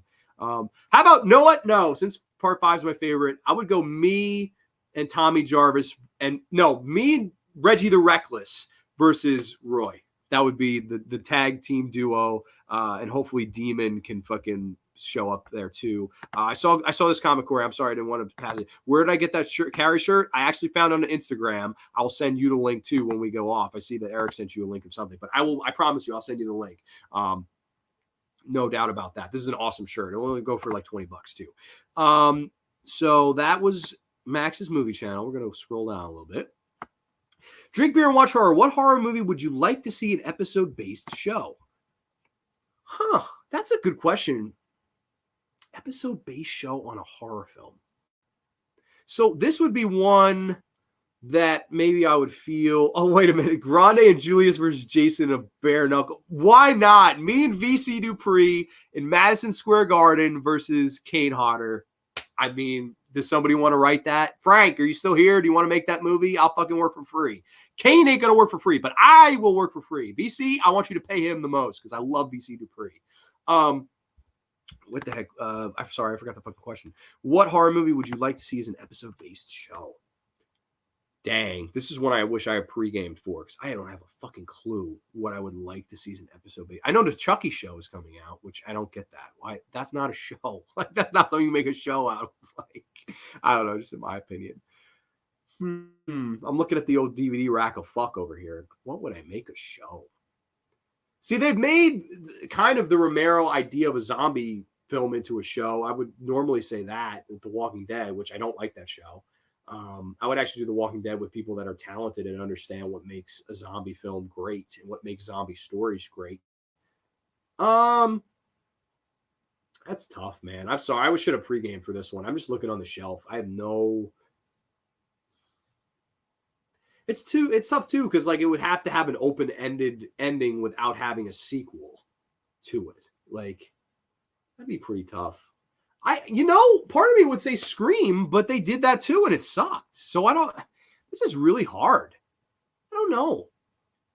You know what? Maybe you could do like a Nightmare on Elm Street series, but not do it as an anthology. Like do it as it's still Freddy and it's not Freddy as the Crypt Keeper. Like Freddy is the main threat. And the fucking, each episode, it's like a band of kids, and each season will follow on a new band of kids trying to beat Freddy. That would be I think that would be fun. I pulled that out of my ass. Honestly, that one I should have pregame for, so I apologize if you don't like the answer. What horror movie do you believe never should have been remade? The worst one's the Elm Street. That's the worst remake of all time. That Elm Street remake is a fucking piece of shit, and I'll go to the grave believing that. But this is hard. Never should have been remade. Honestly, Texas Chainsaw Massacre. You never should have remade the Texas Chainsaw Massacre because that movie can't be touched. That movie, I've said it on past streams. I'll say it again. It was lightning in a bottle. It was only going to work at that time with that crew, that filmmaker, that cast, that location. That movie, more so than any other film, is lightning in a bottle. There's no way you could recreate that. There's no way you could remake that, in my opinion. Texas Chainsaw Massacre is a film you don't remake. I know a lot of people like that remake. I know Corey's jaw dropped right now. He knows I don't like that remake. But you don't remake that film. You don't remake it with Abercrombie and Fitch models and Jessica Biel and fucking whoever the hell else they casted in that shitty movie, Arlie Ermy. You don't remake it without a dinner scene. You just don't touch that fucking film because you got nothing on Edwin Neal. You got nothing on fucking Marilyn Burns. You got nothing on Jim Sedow. You got fucking nothing.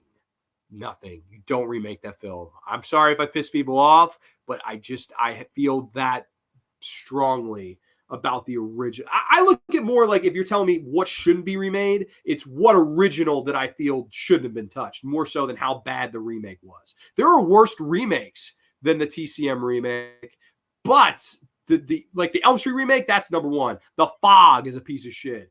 If you count the Black Christmas 2019, that's definitely up there. I wouldn't even count that as a remake. That's an in-name only remake. I wouldn't count that one personally. It would either be The Fog or Elm Street for the worst remake ever. Those two are terrible. Like, I think Eric is a huge fan of the Elm Street remake, which blows my mind. But I don't know anybody that likes the Fog remake. So the Fog one's really bad. But honestly, I would never remake the Texas Chainsaw Massacre. I would have never even made a sequel to it. Never. I would have never made a sequel to it. I never. Toby Hooper did it. He made it a black comedy. It was genius. It was smart. That's what you have to do with a sequel to that. But cut the cord, man. Don't remake that film. It's too perfect. I passed a couple. Let's see. Would love to see a TV show that follows the Vampire Chronicles, aka interview all those books and movies. That would be really, really cool. I would like that. I want to get. I know you asked me about some TV shows. That's pretty cool.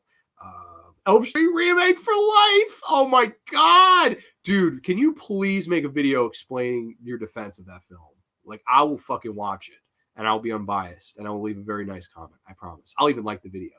But I got to hear the defense of that one, man. I got to hear it in your review on camera. That's a request, man. I don't know if you take requests, but I would love to hear that defense for that one. LO, I'm so shocked. Yeah, no, not a fan. Never have been.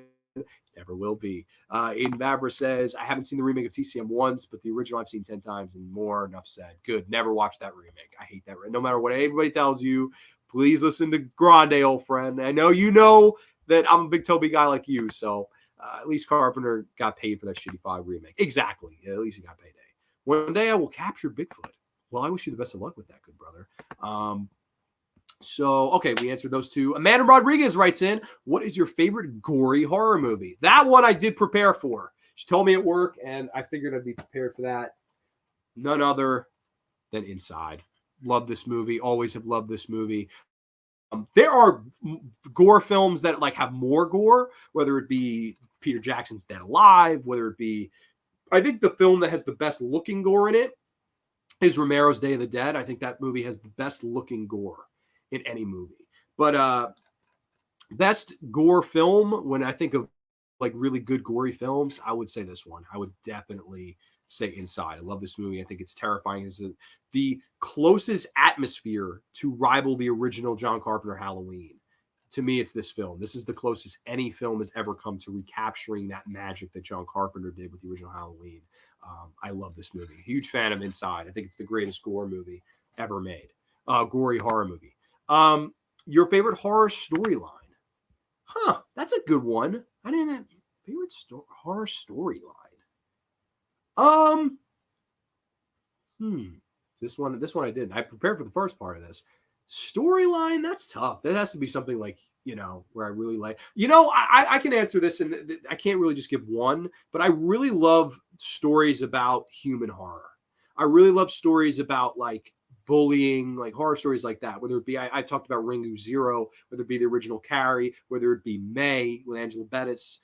I love stories about people that feel they're less and people that reach a breaking point and then just absolutely go insane, or just reaching the pinnacle of the horrors of the humans they encounter in their lives. I really, really like storylines like that. I like talking about emotions because that's one thing that people don't really ever want to let out. I don't want to let you know my emotions. That's personal to me. And it is. Emotions are personal. Ain't nobody can feel your emotions but you, unless you air them out for the world. But in horror films that do that, I really like the dynamic. I think it's just such a interesting way to kind of just be like, oh my gosh, like how bad do I feel for Carrie White? And I've been there, I've been bullied. You know what I mean? Like if you can relate to that, I think the horror drives home that much more. I really like storylines like that. So I will go with that one. Aiden says my favorite gore film might be Mother of Tears. Love it. Inside is great. I made the mistake of watching it, not knowing what was going on a couple months after first becoming a dad. You know, Eric, I would love to show that. I have a friend right now who's pregnant. I would love to show her that at like month 8. Like, come over and be like, yo, want to do movie night? I'll buy pizza. I'll buy that fucking bitch pizza. She can get her fucking cravings, all that shit. I would love to show a pregnant bitch Inside who's 8 months. I feel like that'd be fun. Fun fact, my grandmother, when she was 8 months pregnant, went to go see the original Psycho in a fucking theater. My grandfather, who's a diehard horror fan, took her ass to the theater, and the shower scene ensued. So I think that could have been fucking funny. Trenchy said, the TCM the beginning and TCM 2 better than the OG. I really like TCM 2 and I really like TCM the beginning. I don't even mind the prequel. I just that remake is just to me it's everything that's wrong about it. You're listening to the Aristocrat Josie. I guess and you're not understanding it completely. See, you either have one or two reactions. You either go, what the fuck? Or you laugh like I did. The whole point of the Aristocrats joke is to just keep going with it as long as you can. And the punchline is purposely bad. It's the most iconic genius joke ever told by Gilbert. I just love it. You got some of that film reaction when she watches Inside. Yeah, exactly. I would love to do that. I don't know. Like if we got into the first 5 minutes where the girl gets into the car accident and loses the kid, or the kid is damaged or whatever, I feel like she might even be like, turn this the fuck off. So I don't know. I made the mistake watching Inside Grace as well. If you've never seen that, yeah. Oh, I actually have the Blu-ray of Grace. That's actually a pretty underrated movie. Jordan Ladd, the baby that it's born dead, and then of course she has to feed it blood to survive. That's a little underrated film. It's a little dull at times, but definitely a good one. Cool. I also got a copy of Psycho on VHS. See, we love collecting here. I love the prequel more than that crappy remake. 100%. That prequel is way better. You have the dinner scene. You have a more likable cast. You have a better look of the film, better filmmaker. I like the beginning a little bit better, for sure, and a little bit more brutal. It's not a great movie. Like, it's not a movie where I'm like, oh, this is a classic, but it's definitely a more enjoyable movie than that fucking remake for me. Let's see. The fact that this went on for almost 10 minutes makes it a classic. Exactly. Yeah, he goes on forever. That's the point. That is why you warn her ahead of time. But no, I can't warn her ahead of time. Like if I tell her, oh, let's watch a movie where a fucking lady breaks into this lady's house trying to kill her and take her baby, like I don't know if that's going to go over so well. So I don't know. I would not tell the lady at all. So James Moss, we're at your question now, good brother. Question number one, what is your favorite 80s horror movie? And question 2, what is your favorite TV horror show? I can answer the second one very easily. Favorite TV horror show? The Twilight Zone. It's my favorite show of all time. It's challenged me in ways that I never thought a show could. It's just wonderful. I love whether it be a game of pool. That's one of my favorite episodes. Whether it be the new exhibits, whether it be Will the Real Martian Please Stand Up? Will it be One More Last Pallbearer? Whether it be so many great Twilight Zone horror episodes. It really was the introduction of horror television. And then you got stuff like, oh God, what the fuck was that called? What the heck is that show? They remade it recently. Dark Shadows. That's it. Dark Shadows. That was a cool show. After that, and then of course, your Tales from the Dark Sides, Tales from the Crypts of the World. Those were awesome too. But the Twilight Zone would be my number one. Favorite 80s horror movie?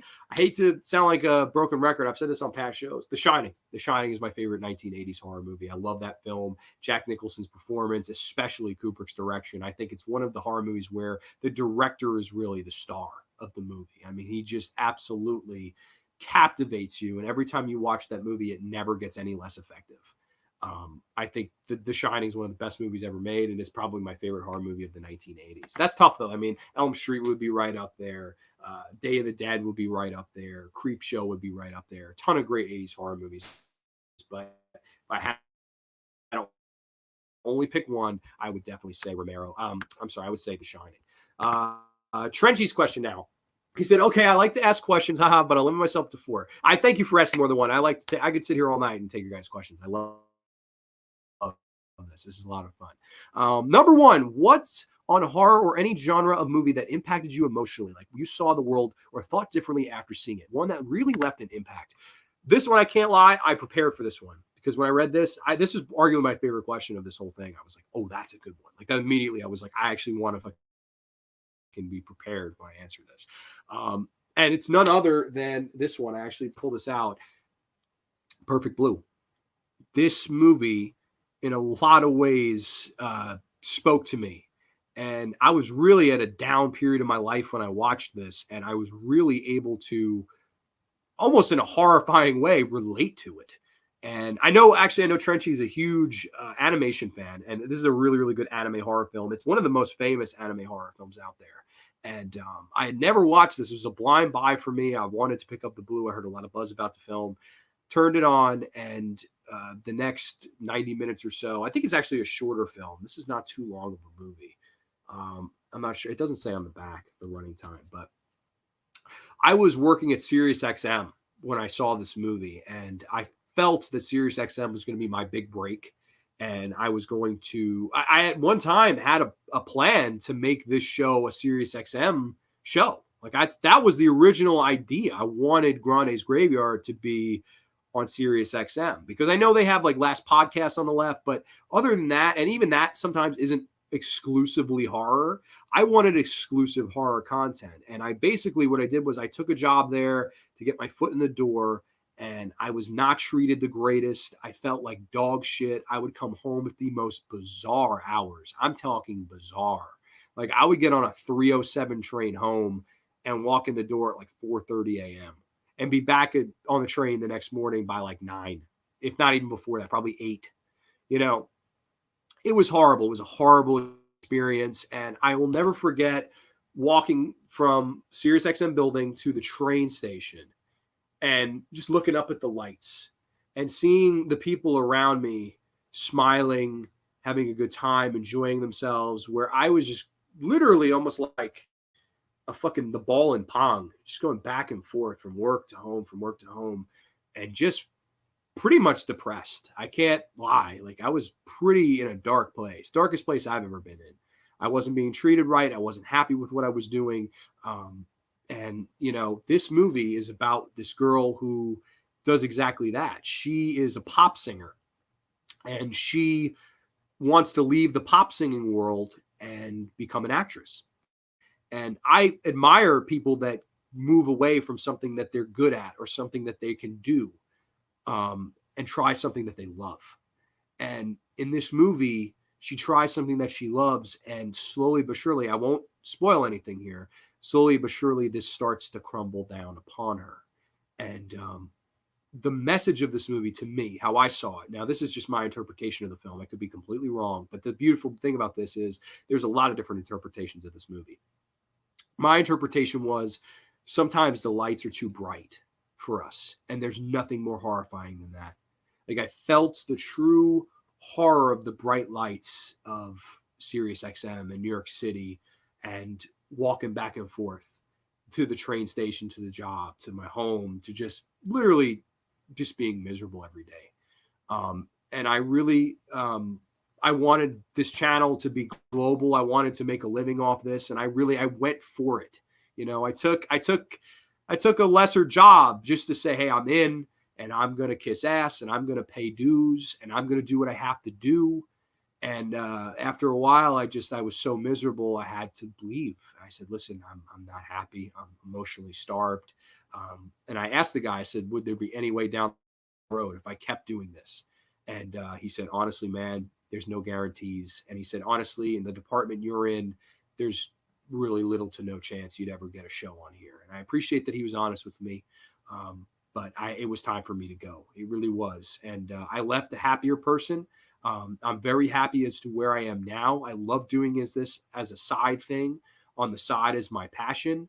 And this movie really spoke to me at that time and helped me through a tough time, because I saw that the horrors of the bright lights that this character goes through. And it really this movie means a lot to me. And I've actually, this will sound crazy, I've never gone back to rewatch it since my initial viewing because it was that powerful.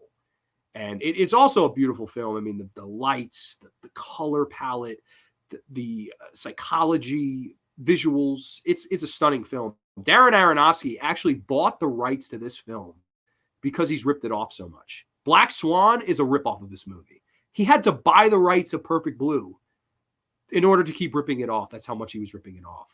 That's how powerful this movie is to some people. And it meant the world to me. I love Perfect Blue, one of my favorite movies of all time. I'm sorry to get so serious on here, but that was, when I read that question, I was like, I might as well tell people this. This is kind of how I feel. I missed a few comments. Let's see. Make a slave of illusion of a dream. Know your worth, people. Yes, I agree with that. And now I do. I totally know my worth now. This is why Grande's Graveyard, the channel, I think deserves so much more. It doesn't feel like radio, but what makes a great issue involve the people into your show. Yes, I love talking with you guys. I love it. And I love the fact that there is no, being paid and stuff like that. I feel like almost in a lot of ways, money can sour people. It's like almost like people become objects and not people. Like, oh, what can you do for me? What money can you provide to help my show? Like, I promote my show. Everybody promotes their stuff. Hey, please watch my show. But at the end of the day, it's just, I want a camaraderie. I want to talk with people. I want to have a good night and shoot the breeze about my passions. And that's exactly what this is. And there is no profiting off this. There more than likely never will be. And I'm completely fine with that. I'm happy that I know that now. And I'm happy that I got out of that dark place and into a better one. The film sounds amazing. I will have to check it out. Highly recommend. I think the Blu-ray goes for bread, but it's one of those movies, I believe. I don't know if you're a big pirater, but it's definitely a movie you can find online, I think. And that's just because you have a great charisma, have a great radio voice, and I would even try to reach out to local radio stations. I have tried, Ty. I have tried numerous times. I've been on so many interviews for internships for radio stations. I can't even tell you. Most of them just tell me, oh, you're going to go get coffee for people.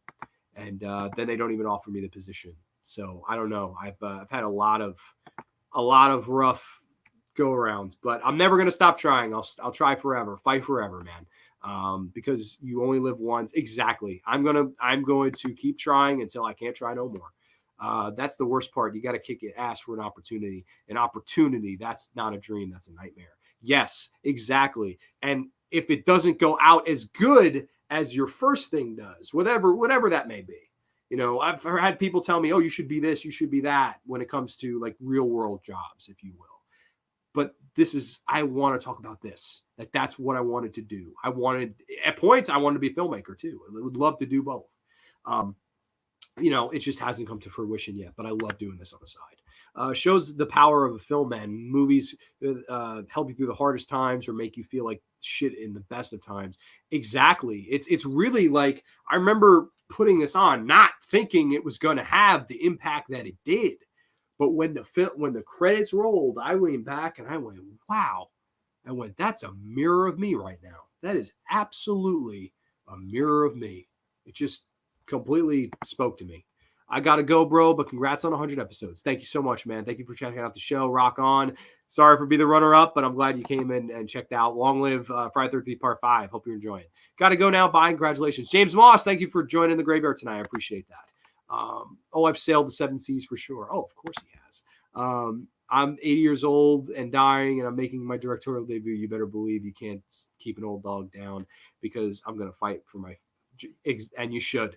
You said it last. You only live once. You might as well fucking go for it, and you might as well have fun with it. And that's kind of my mentality. Well, you're here now, and you're kicking ass, taking names, man. That's what counts. Absolutely, kicking ass, taking names forever, brother. Always. I love talking movies. That's why I do the podcast. If people watch/listen, that's a bonus, especially if they enjoy it. Yes, I'm. That's why I do this. It's for passion, and I love doing it. I think it's just such a fun, and I like thinking of topics. I like thinking of, I sat down, I was like, oh, what can I do? Oh, worst first. This will be a fun, interactive show. You know what I mean? And then, all the other shows that I've done, no matter which ones, there's been a lot of them, but I like to always kind of keep it as fresh as possible. Just know if someone's willing to pay you, it's because you deserve it. The product is worth it. Yes, I agree. I agree completely. And I remember a close friend, I won't say his name, but he told me at that time, he said, think about it. He said, SiriusXM will call you if you're really going to have a show there. And I remember him telling me that, and it was such a hard pill to swallow. It was one of the hardest times I had to swallow my fucking pride. But I did, you know. Let me just say this. Eric's podcast is one of my favorite internet shows. Boom, period, dude. I've got to listen to an episode. Is it exclusively on YouTube, the podcast? I see you, like, you've been reviewing the Tremors films. I'm not sure. If you have a podcast like elsewhere on Spotify or whatever, please let me know. I'd like to check it out. But that was question one of Trenchy. Sorry, I didn't mean to take so long. I'll try to answer these ones a little bit quicker. What's one movie or TV villain that you would like to see get a redemption arc and become a hero or anti-hero? And what's one movie or TV hero that you would like to see a fall from grace and become a villain? Okay, so one movie, TV, or villain to get a redemption arc and become a hero or anti-hero.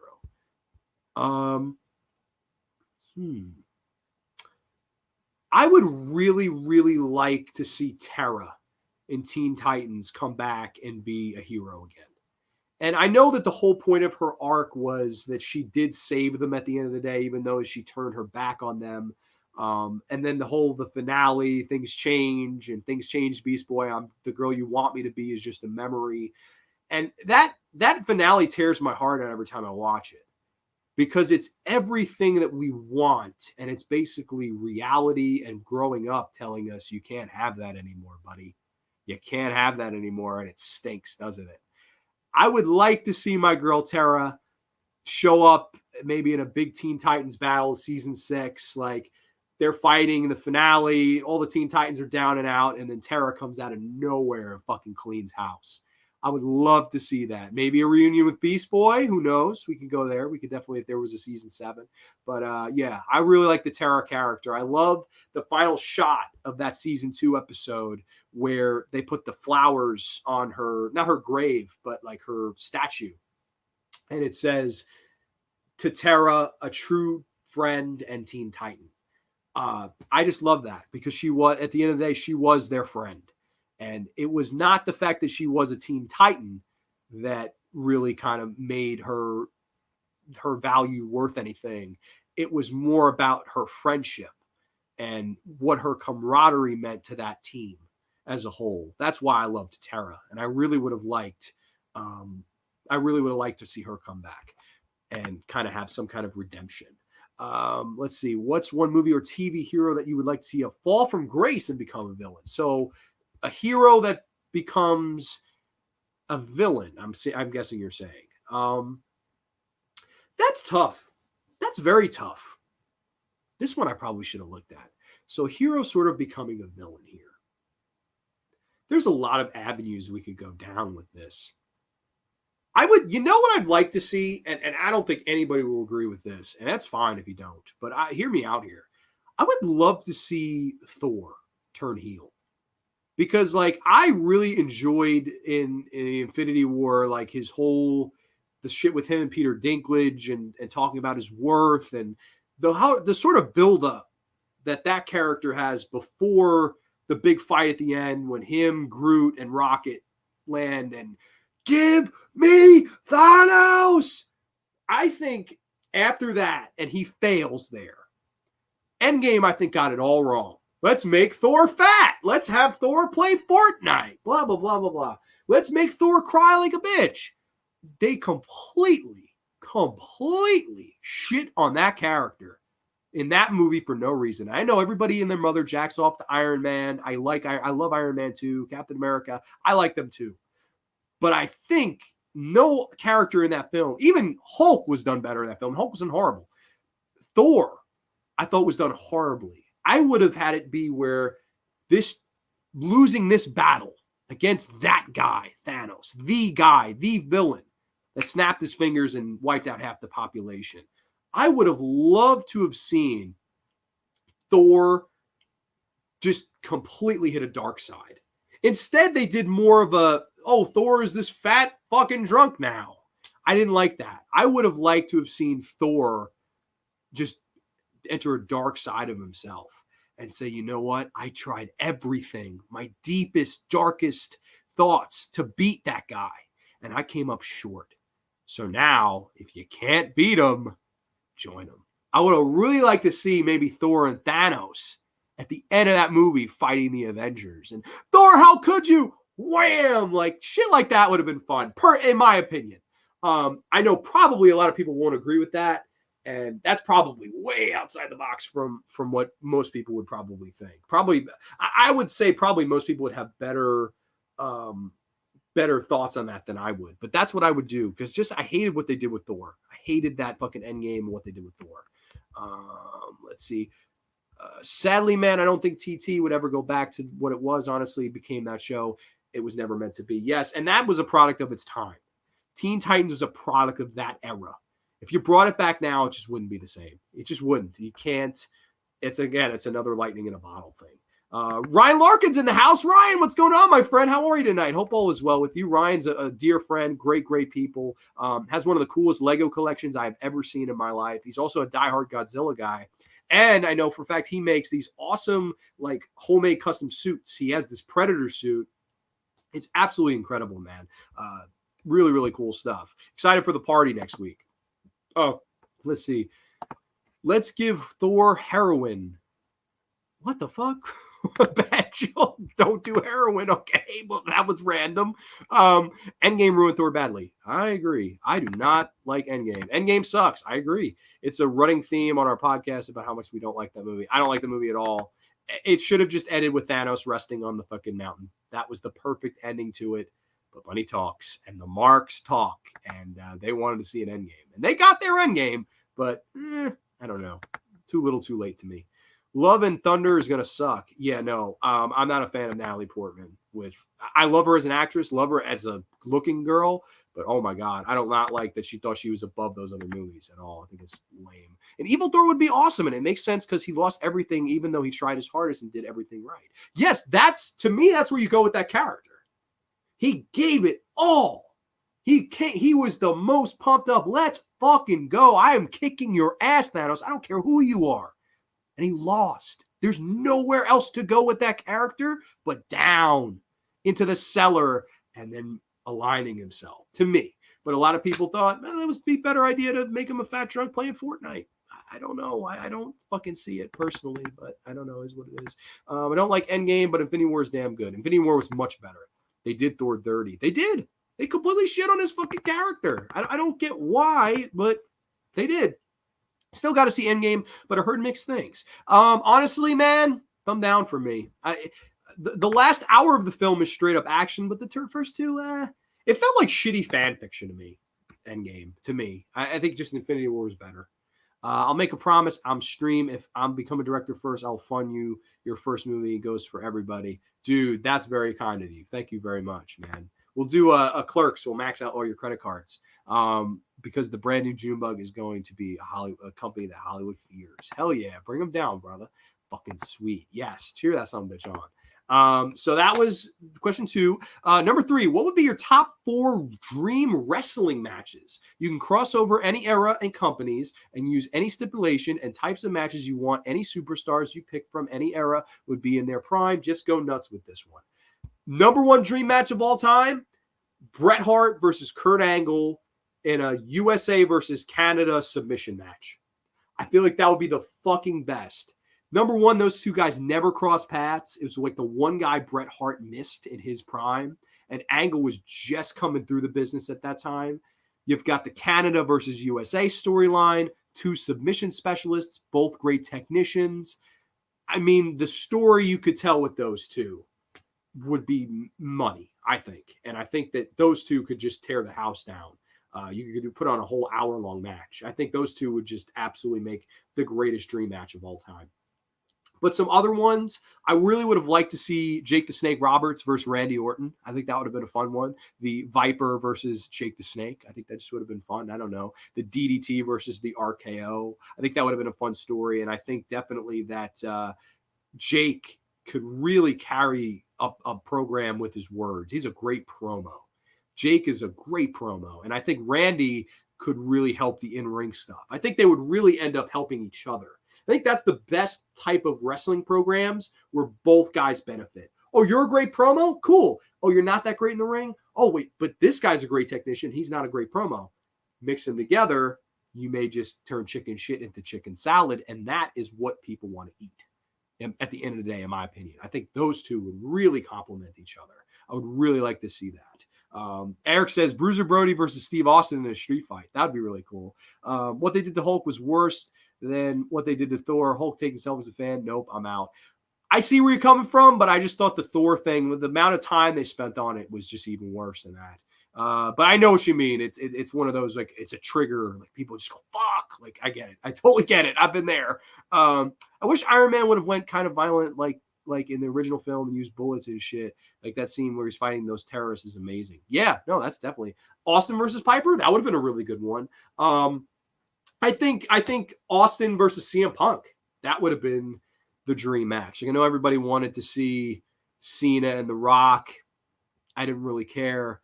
I would love to have seen the best in the world versus the Texas Rattlesnake in a WrestleMania. I think that would have been a lot of fucking fun. CM Punk versus Stone Cold Steve Austin. The promo battles would have been amazing. I just think that would have been an excellent fucking story of those two. And CM Punk called himself the Stone Cold of our generation, and Stone Cold could come out and be like, you're no Stone Cold Steve Austin. There's only one. Flipping the bird, stunner, and we're off to WrestleMania. Like that, I think would be a really excellent storytelling match. Like, I think that would be a really, really good dream match. And then one more dream match. I don't know. I like Junebug says Undertaker versus Sting. That's a great one. Undertaker versus anybody is fucking usually money.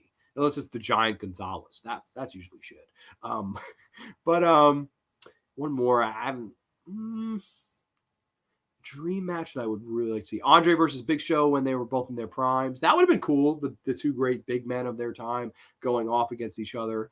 How about, you know what I would go with? I would go with, how about, this is hard. This is actually really, really tough for me. I would like to have seen Owen Hart win the title at a WrestleMania. Maybe do Owen versus Shawn. Maybe Owen versus Shawn at a fucking WrestleMania for the main event. I would really like to see that. And have Owen go over and Owen be the king of the hearts, like he always said, the Rocket. I would really like to see Owen Hart go over at a WrestleMania main event. Had he still been here with us, I would have liked to have seen that in due time. And I think Michaels would have been the perfect dance partner. He could have done the whole Brett versus Shawn, and you're his baby brother. You're nothing. You're not even half of the wrestler he was. And I would have Owen beat him 1, 2, 3 in the center of the ring. I would really like that. Owen versus CM Punk. Mark Ruffalo is a bitch. I completely agree. Fuck Mark Ruffalo. Andre the Giant versus Jason Voorhees at WrestleMania. Now that is a dream match. We would love that one. But that would be my 5 of my 4. And his last one, top 5 favorite childhood shows growing up. Teen Titans would be number 1. Keenan and Kel would be on there. Drake and Josh would be on. I know it's basically the same show, different era, but I love Keenan and Kel, love Drake and Josh. This one, people will probably laugh, but it's one of my favorite shows ever.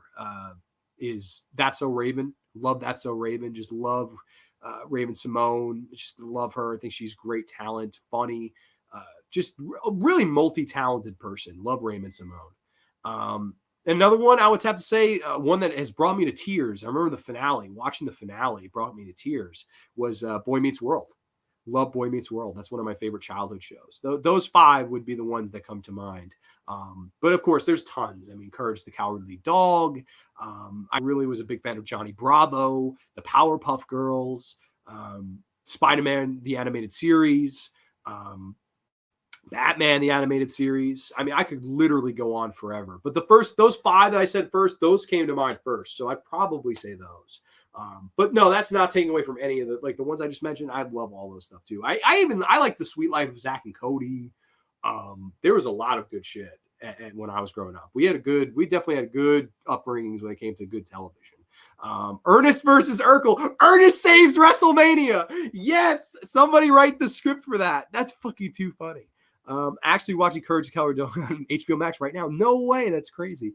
Long live Courage. That's horror mixed in with a show for children. I love it. My dad used to have nightmares from Courage the Cowardly Dog. Not even kidding.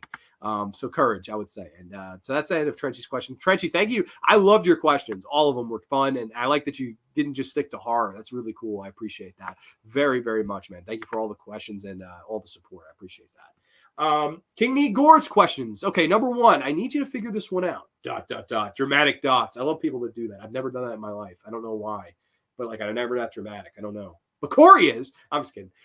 If you made a horror movie, in detail, describe your vision.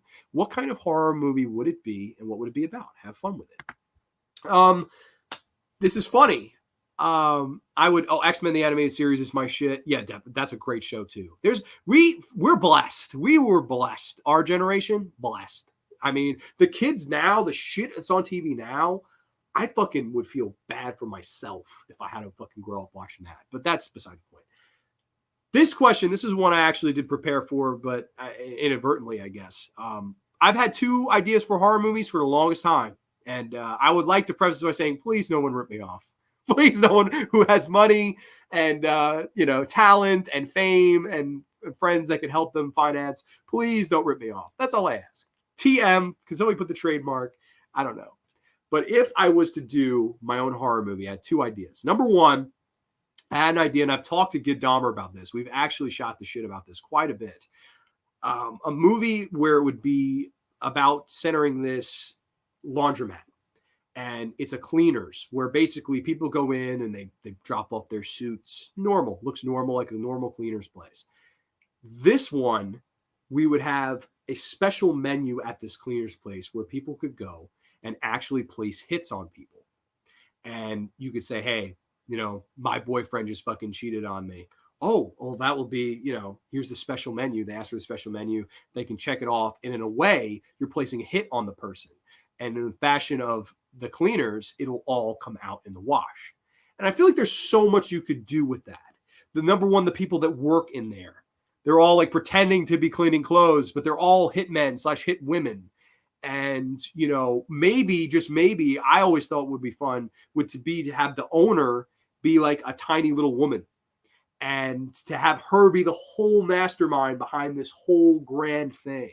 And I have these visions in my head of how the like suits and stuff, they're on hangers like in the laundromat and they go up and down, and in the back, they have a bigger section of that.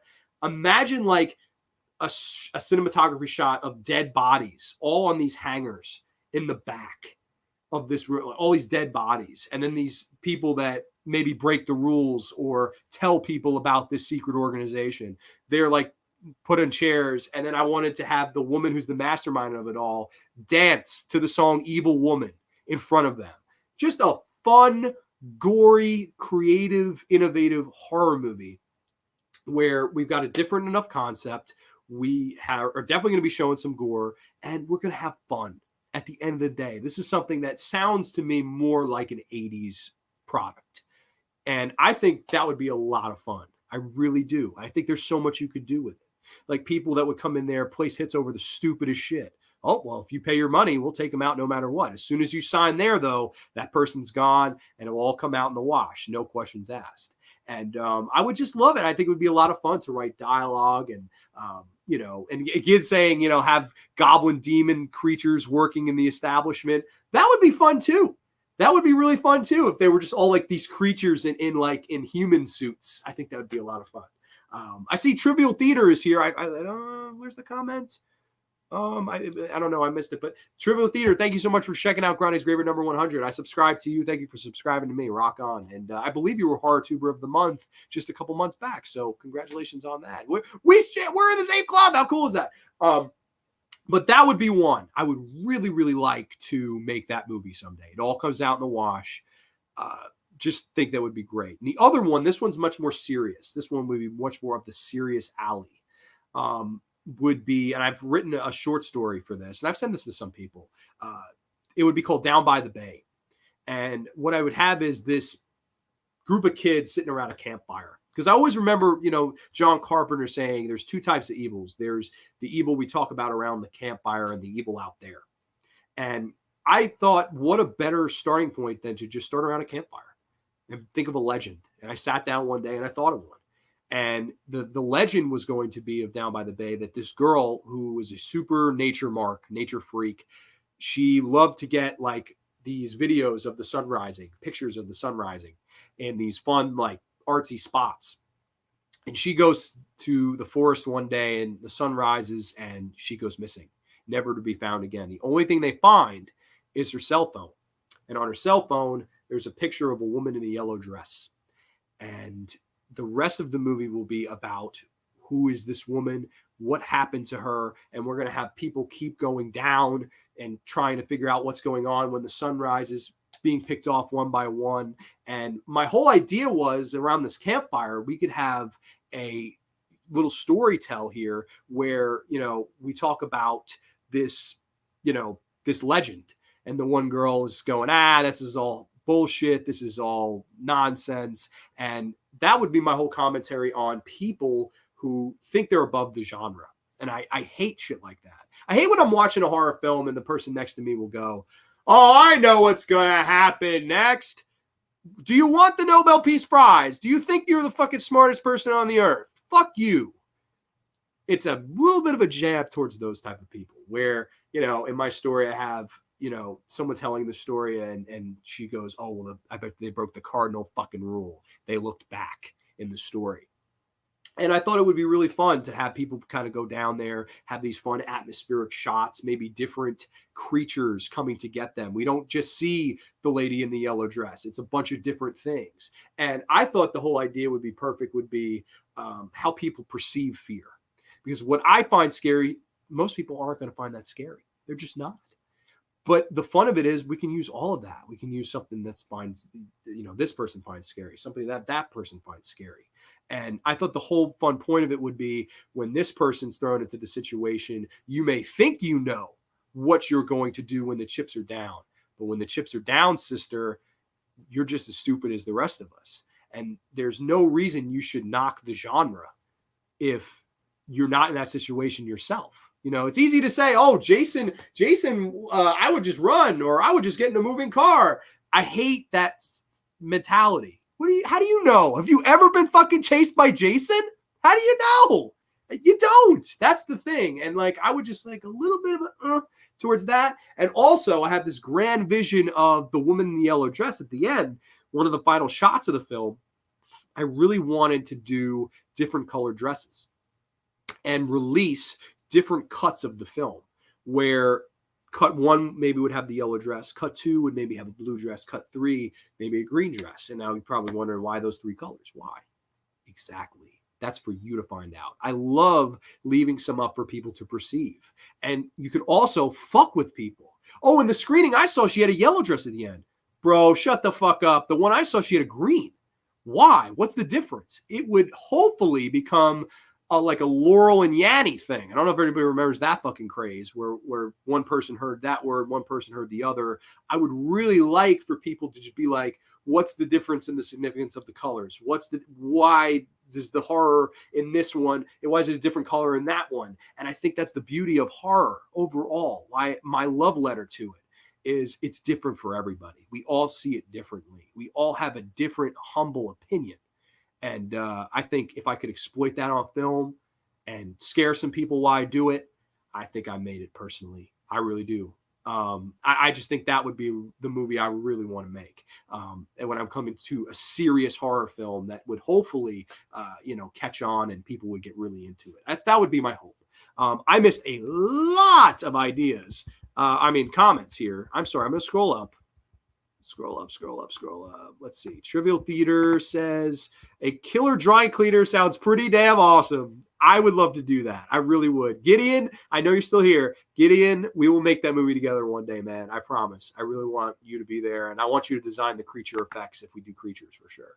Nah, man, we were pretty much inspired by a lot of Tales from the Dark Side episodes. Yeah, no, just weird ones. Yeah, Tales from the Dark Side is super influential. Aiden says, loves Tales from the Dark Side. If 50 people donate 100, all 50 of us could make a killer slasher movie. That would be fun. Ryan Larkin, hell yeah. Gideon says, hell yeah, a little goes a long way if you know what you're doing. Definitely. That sounds amazing, man. Thank you. I appreciate that. So if I become a director tomorrow, I finished everything.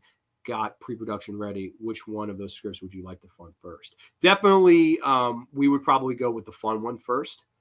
Get your feet off the ground type of thing, just learn the ropes a little bit. And then I would really want to make the second feature just really something special, like a fun horror movie, and then one where I just absolutely go for it.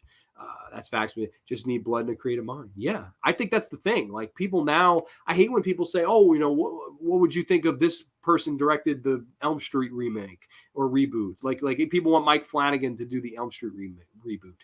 I get it. Mike Flanagan's a talented director. Don't you want him to make something of his own? Don't you want him to do something original? Like we've seen a Nightmare on Elm Street. Like let a guy that has a new palette, a new kid on the street, do something new. That's just my thing. Like what? Like I get it. If you're going to pick somebody for that, you want to pick somebody like him. But I don't know. People forget that sometimes people are impulsive and don't think straight. Exactly. Everyone is hindsight's always 20/20 until you're in the situation. That would be a big point of the film. There's too many creative people here. It'll break my heart if none of us made a horror movie. Corey, I promise I will someday. I promise you I will. I've saved money pretty good, so hopefully it happens. And I will call you all to help me out in any way, shape, or form. Maybe we can get all cameos. I would love to have in the dry cleaner one, maybe you guys all be like dead bodies on the dry cleaner. That'd be a lot of fun. Or one of you is like the secretary for the little lady that runs the whole thing. I've called her the lady that's going to run the whole thing in the script. I have her as G-Ma. I think that's just fucking fun.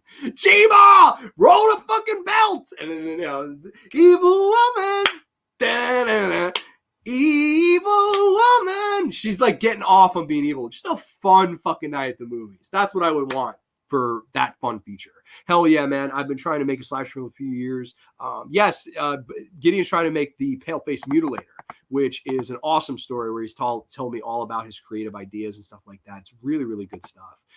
I would love to see Return to YouTube talk about that a little bit. That'd be really cool. Yes, exactly. I think that would really blow people's minds that if I did that, like if I switched the colors, I feel like people would be like, oh, blue is the significance of sadness. Like I love people that read so far into shit and it's just like you laugh. I have to mention this. I was reading a comment on somebody reviewed Spring Breakers and somebody was like, this movie is about Britney Spears. And I'm like, what the fuck?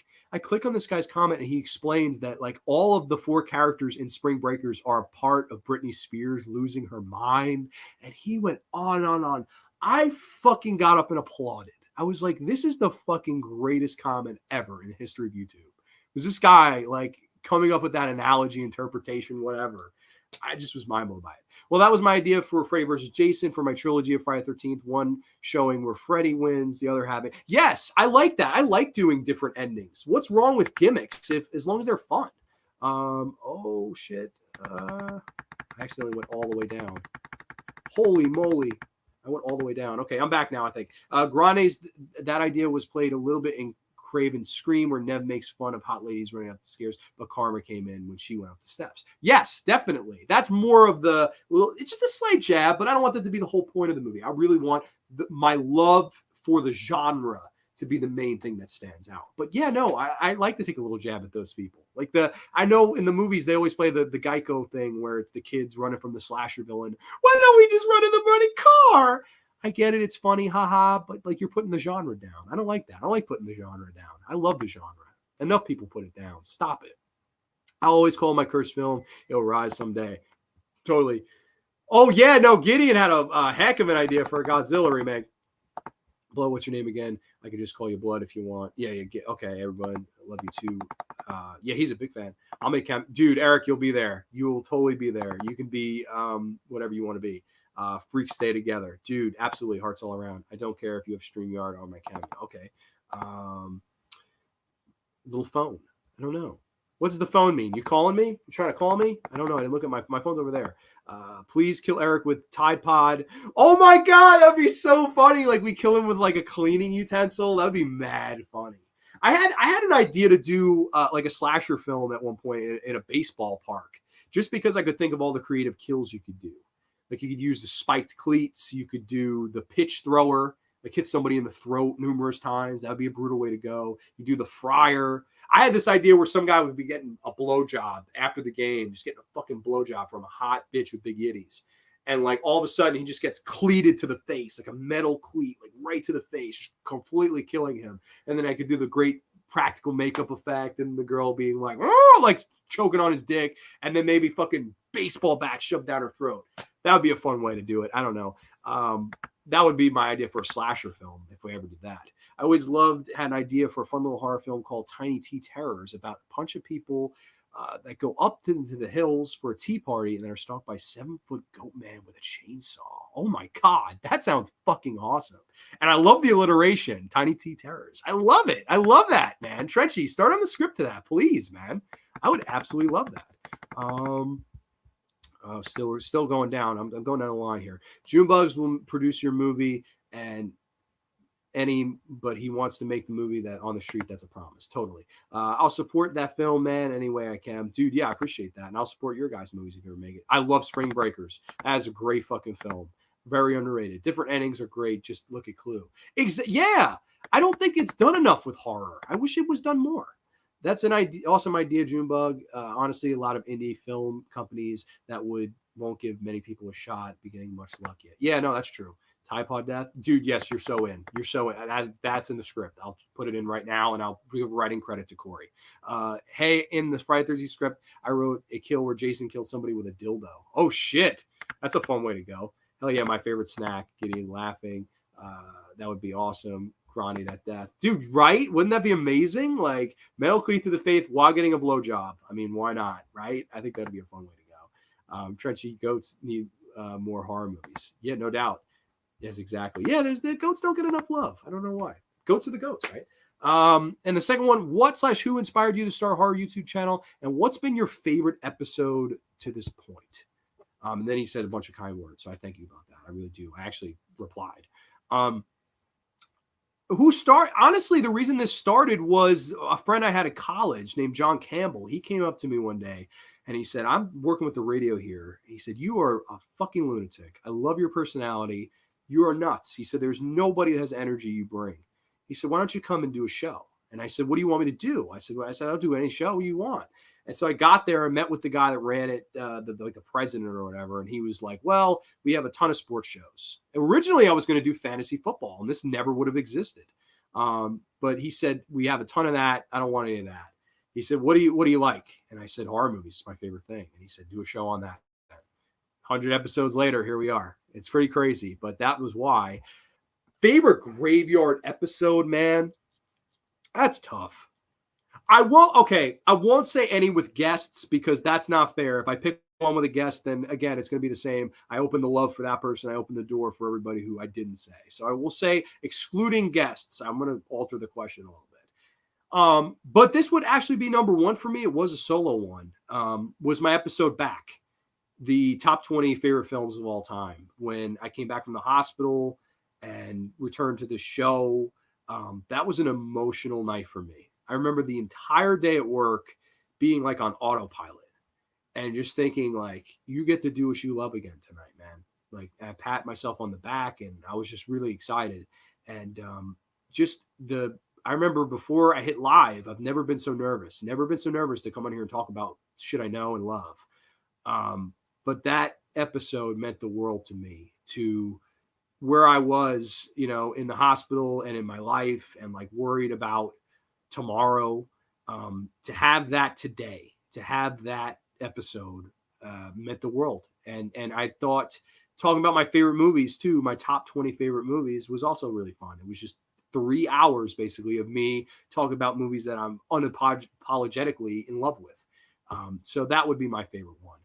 And I have a ton of great guest episodes. I really can't pick one. You guys, every single guest I ever had was great. It's a fact. And I hope we have plenty more. I really do. I definitely would like more and more and more. I'm definitely looking forward to the next episodes, whatever they may be, whenever they may be. But that one particularly meant the most to me, for sure. I think that was the best episode. Thank you. I appreciate that, Ty. It was good to have your back, man. Yeah, no, it was good to be back, man. Honestly, that was a phenomenal. Yeah, no, thank you. I appreciate all that. Yeah, dude, love you guys too. It meant a lot. Because I remember when I was sitting they're wondering. I was like, damn. I remember AJ actually, I don't think he's here. I think he's at a baseball game with his gal. So shout out to AJ. But he messaged me. He said, he was like, man, he was like, I hope you do another graveyard. Now, this is, I'm in the ICU, right? And I'm like, what the fuck? I'm like, what are you talking about? He goes, man, he goes, I just hope the last one's not with me. I was just like, you son of a bitch. I thought that was fucking funny, man. AJ, only AJ. I know, my gosh, I appreciate it. I trust me, so many people reached out. It was truly humbling. But yeah, that one, definitely that one. That was the number one graveyard episode for me. And I know it ran a little long. I know to this day and probably forever will be the longest graveyard episode. But that one, definitely. The Undead of Night just stumbled into your channel, having fun looking through some of your previous videos. Thank you very much. Giveaways sound fun. Here are a few questions. Name 3 horror movies with a creepy cemetery that doesn't allow pets. Okay, so cemetery horror movies that don't have pets in them. Okay. Favorite TV movie / movie version of Stephen King's short story that isn't Creepshow. Bonus, does your sister Ariana know about your Linnea Quigley viewing at a young age? Cheers, Tom. Tom, thank you so much, sir. I will first, well, I guess we can answer the Ariana, the bonus question first, right? If I was just brother of Ariana Grande, I would be making movies. I would be taking her money, you know, with respect, and making films, and she would not have any creative involvement. So we would do that. We would she'd be a producer, you know, John Grande film produced by Ariana Grande. We could do that. 3 movies with a creepy cemetery that doesn't allow pets. I would say The Gate would be one I really love. Cemetery Man, I really love. Involving like exclusively in a cemetery. I love City of Living Dead. Love that movie. That you talk about creepy cemetery. House by the Cemetery. I mean, shit, that's a great movie too. Any of those. So you could take any of the ones I just said and they would make a top 3. I love them all. Favorite TV / movie version of Stephen King's short story that isn't Creepshow. So favorite Stephen King short story that isn't Creepshow. Stand By Me. Stand By Me. That's the best short story Stephen King adaptation out there, I think. I love Stand By Me. It was the short story The Body, and I'm a huge fan of Stand By Me. One of my favorite films in the 1980s, for sure. So next question, Neon Black Reviews. Congrats on 100 episodes, dude. Dude, thank you much. I appreciate it. I won't be able to catch this one live, but I'll throw a couple questions for you. ... 1, if you could unsee any horror film, what would it be? 2, if you could visit any real-life horror movie filming location, which would it be? Now, me and Gideon were talking about this the other night. Me and Gideon were talking about this. I would love to visit the opening shot of where Tales from the Dark Side, the intro for that, was filmed. And it's somewhere in Pennsylvania. He sent me the location. It's like a 6-hour drive from me. I would love to go there on the bridge, sit on the fucking thing right above that little like stream of water, and just take like a picture like that. And then maybe edit the Tales from the Dark Side text above me. I don't know why. I always loved that intro as a kid when, man lives in the sunlit world of what he believes to be reality. And then, but there is a place just as real, but not as brightly lit. And they always like turn around and would turn to black and white. I almost feel like I would see that location in black and white. I would just love to visit that. That would be number 1 for me. Road trip, yeah, no, for sure. Stand By Me is great. Stand By Me is great. Totally agree. Stand By Me is great. So is Cemetery Man. Yeah, no, definitely. Thank you. I appreciate that. Definitely big fan of that. Would go to the Tales from the Dark Side Bridge for sure. Gideon, if you want to do it, let's do it, brother. I'll drive. You pay for gas money, and maybe I'll treat us to Mountain Dews to 7-Eleven. How is that? If I could unsee any horror film. See, like, I think you probably mean that question in like it scared me so bad. Like, I wish I could unsee it. But in that vein, I kind of have the answer to that. One that I wish I could unsee, but I mean this in a positive way, so I could watch it again for the first time. And it is, this is one I did prepare, Michael Haneke's Funny Games. Talk about movies that scared the shit out of me. I'll never forget when I first watched this. It was really late on a weekend. I'm saying close to 4 a.m. I was laying right here, couldn't fall asleep, and then this movie came on called Funny Games. And my reaction must have been absolutely fucking astounding. Like, I wish, like, I know people film their fake reactions. Like, the first time I watched Sleepaway Camp. Like, I hate shit like that. I hate you. I do. And if you did that, I apologize, but I hate you. No, I'm just kidding. But I hate shit like that, but like my raw reactions to this movie should have been caught on film. I was going nuts watching this because I didn't know about the, breaking the fourth wall and the horrors that be of this film and the torment and absolute great execution of horror that this movie does. I love this movie. I think Funny Games is a masterpiece. I personally, I would love to watch this for the first time again and again. This is one of those movies where I hate that I've seen it because I want to watch it again for the first time and just absolutely just be mind blown again. A great film, one of my favorite horror movies of all time. Funny Games, super underrated, super under talked about, but a genius movie that subverted the tropes of the genre and just absolutely took me off guard and in the best way possible. Funny Games, I would say I'd put that one over. Unsee the Fog remake. Fuck the Fog remake, dude. I wish I could unsee it too. The Elm Street remake. The Fog remake is such a piece of shit. It's Stevie Wayne. Fuck whoever they replaced Adrian Barbeau with stunk. And did they use the song from fucking Fall Out Boy? Like what the fuck? Horrible, man. Funny Game's a crazy flick as fuck. That movie's a trip. Definitely. Ditto. Yeah, no, definitely. Funny Games is a boss move on Grande's part. Yeah, no, I love that movie. Corey has a great review of Funny Games from back in the day. I don't know. That might have been on his old channel, but no, that was a great review. And it was young Corey. It was like younger Corey. Like I was like, Corey, young Corey. That was right when I discovered his channel. I immediately saw that video of Funny Games, and Corey won me over forever. Right now, actually, Martyrs is one that like I have a hard time rewatching. Like where I can rewatch Inside over and over, I can't rewatch Martyrs that much. It's so depressing. And like it's a great film, but it's not one I go back and watch enough. Like it just depresses you. Like it's a tough fucking watch. I wish I could unsee TCM so I could watch it again. Yeah, no doubt. I fucking that's a great pick. Unfortunately, I've got to go, brother. If I don't start editing, it'll never happen. Just know if you ever need anything, hit me up. Music Dummy, Human Leg. I've got you. Dude, thank you so much, man. Too sweet. Brothers for life. Thanks for the thumbnail again, and we'll be in touch. Me and Corey have something brewing for July. All of you stay tuned. We will be dropping that soon. Stay frosty, Corey. Absolutely. Stay frosty as always. Thank you for the questions. Okay, so we'll move on. We only have a couple more here. We got 3 more. Actually, no, 5 more people to get to. Okay.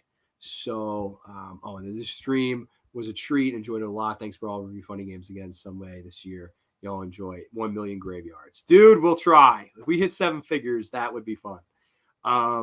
Night Watch Zone, like 9 minutes before I went live, asked me questions. So this one is completely fresh. Favorite horror director? George Romero. Argento. It's one of those two. I would say Romero, though, just because I met him, the personal thing. What horror movie has the best script to you? Wow. Best script in a horror movie. That's a good one. People will fucking be very angry at me for saying this. And I bet you people turn me off for saying this. But this is a good screenplay. The Devil's Rejects. I really like the dialogue in The Devil's Rejects. Tutti fucking fruity. I love it. Hey, you still asshole? I love the screenplay of The Devil's Rejects. I love there's a 4-hour making of documentary on that edition of The Devil's Rejects, and it's incredible. It's a really, really good making of documentary. It's like double feature length. It's great. I'll say that one. I'll go out of the box. I'll say that one. That or, of course, Dawn of the Dead is my favorite movie ever, but I'll go out of the box. I'll say Devil's Rejects. If I could direct a horror movie and could choose anyone to star in it, living or dead, who would it be? David Hess, and I would put him in some way, shape, or form, have him be like a customer at the killer fucking cleaner's place. I would have David Hess be in it. I would love to resurrect David Hess. Love that guy. Next question comes in from the horror boy named Murphy. Good brother. In your opinion, what does the horror genre need to do to move to that next phase? Very simple answer. Be original. Stop with the reboots. I love Candyman. I don't need to see another Candyman. I love Halloween. I don't need to see another Halloween. I don't. Friday 13th should go on forever. It should go on forever. I get it. That's easy to say. Again, though, the problem is it's too much of that. It's too much of let's bring back the past. Or you just have people that completely fucking don't get it, to me. I really, and whether you dislike or like, the stuff that A24 puts out, at least that stuff's not sequels, reboots, what have you. I really like The Lighthouse. I really like The Witch. Those are two horror movies that I really enjoyed. If Follows was one I really enjoyed. There are ones that are newer, that are original, that I didn't care for. Babadook, Hereditary, a lot of them there I'm just like didn't really care for it. But I think the best way to do it would to be to make that film, like a film like that, and just get that universal love. I think we really, as a community, all have to come together and just put something over. It's time. It's been 14 years since we've had a movie move the genre along in Paranormal Activity. We need that next big thing. We're fucking starved. And my only fucking rule is that it can't just be anything. Like, a lot of people they're so starved, I feel like they want it to be every other movie that comes out. Like, let's organically let something get over. And if that happens, like organically get over, like a Scream, like a Blair Witch, like a Saw, those movies organically got over. It wasn't like hyped up forever.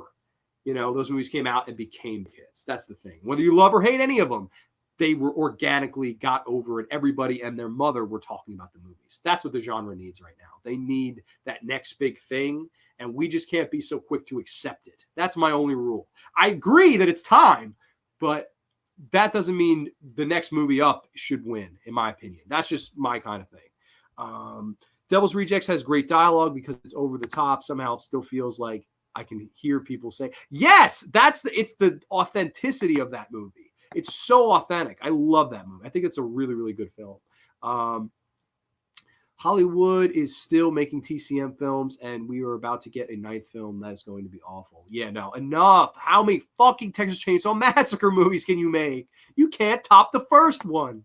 Oh, I'm not a huge fan of Hereditary either. I like Hereditary, but don't love it like everyone else. Yeah, no, I don't love it either.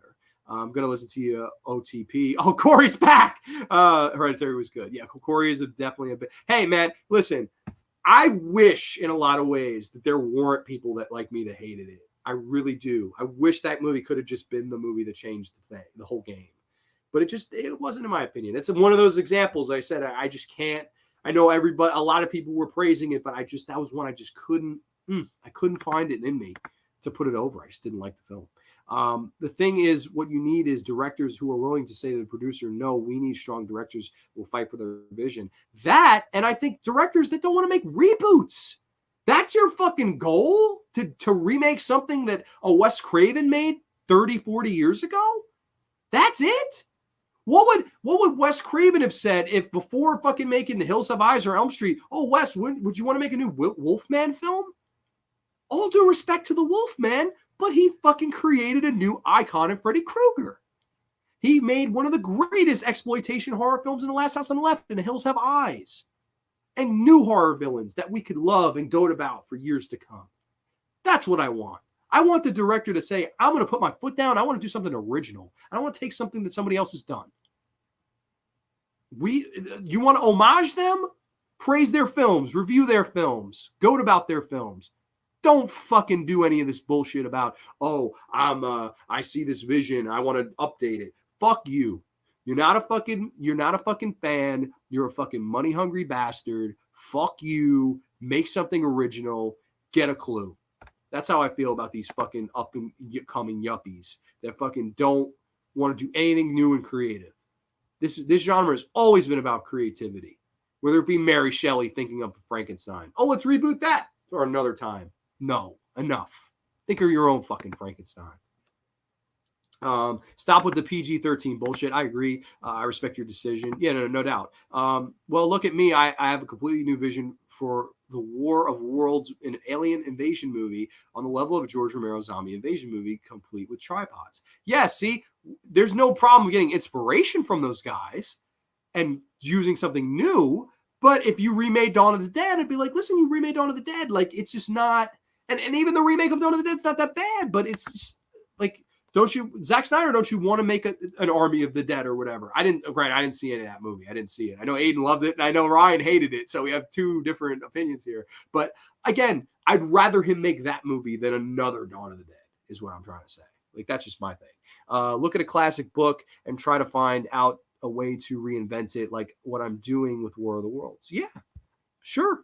I mean, Carpenter did remake The Thing, but he also made The Fog and Halloween. Yes, and I'm not saying that, like, you know, no remake ever, but again, John Carpenter, hey, okay, perfect example. Let's say Robert Eggers, who I really like. He made Lighthouse. He made The Witch. Let's say he makes the next movie he makes is great. If he said, listen, I'm a huge fanboy of one film from the past, I'd like to put my 2 cents in the barrel, remake it. I don't agree, but if it's a passion project, if he did love the original, if there's something there, okay, but let's keep moving forward with the creativity after that. There's no problem with hitting the brakes every now and again, but the problem is the fucking marks that just, oh, I want to reboot this, I want to reboot that, I want to dude, you're in a position of power. Do something new. Blow my mind. Create a new villain. I don't know. It's just, I don't think it's too much to ask for, but it seemingly is. When was the day you realized you were a horror fan? And he congratulates me on 100 episodes. You're an awesome friend and legend. Dude, Nate, you're a legend and an awesome friend. Thank you. When was the day you realized you were a horror fan? I realized I was a horror fan. Man, I mean, I go back. There's plenty of movies that influenced me. Probably the first time I watched the original Friday the 13th. I said, I love this shit. And I just, oh man, that movie meant the world. And also seeing this poster of Carrie in the 48-hour video store, I just always found myself being drawn to it. It was like a boomerang. It was like, oh, you shouldn't like this, but here I am, keep coming back to it. So it just kind of called my name. I am unapologetic horror Mark. Junebug Films, way to go. Thank you, brother. Have you ever thought about acting? I see a lot of criticism in you to have that it factor. Oh, thank you. Believe it or not, funniest thing ever, I have thought about acting quite a few times, but I haven't done too much acting. Believe it or not, years and years ago, I don't know if anyone's heard of the show Good Luck Charlie. I don't know if anybody knows that show. It's a Disney show. I think it was sort of short-lived. I don't think it was on too long, maybe 3-4 years, nothing crazy long. But Disney had like an open audition for it, and where it was going to be like a bit character. You were going to play somebody's boyfriend on it. And they did a casting call. And I was like, this will sound horrible, but this is the reason I went. I was like, could you imagine my ass on Disney Channel going, I'm John Grande and you're watching Disney Channel. The fucking, when they have the little magic wand and they draw the Mickey Mouse, like that shit kills me. And I saw this thing, open casting call, and I went, if I fucking went and I got this, that could be me. So I go to the fucking open casting call. Not an ounce of acting in my life. Never in a stage play. Never took a class. Never. Just went there raw. Drove all the way to Jersey. Fucking, I get there and I nail it. I nail the audition. I nail it. They give me a call back. I go back the next week. And then they had me read from a teleprompter. They had I don't know what it would be called. I know Corey knows acting. Like where I was reading the lines against somebody, not the actual actress, but like one of the critic people that were there. They were just reading the lines against me. And what they wanted me to do was read the lines off the prompter, off the teleprompter to like in front of you. Like read the lines, deliver it, and do it like that. And like I was trying to do it, man, but I fucking failed. I couldn't read off the prompter and act at the same time. I felt that it was like juggling 5 balls at once to me. I couldn't get it down. And they kind of gave me the old, we'll let you know. And I knew I was fucked. I actually was really upset when I drove home, because when I got the call back, I was like, bro, this is John Grande and you watching Disney Channel. Like I thought that was going to be fucking a thing. Like me with a fucking blue baton. me in a blue baton.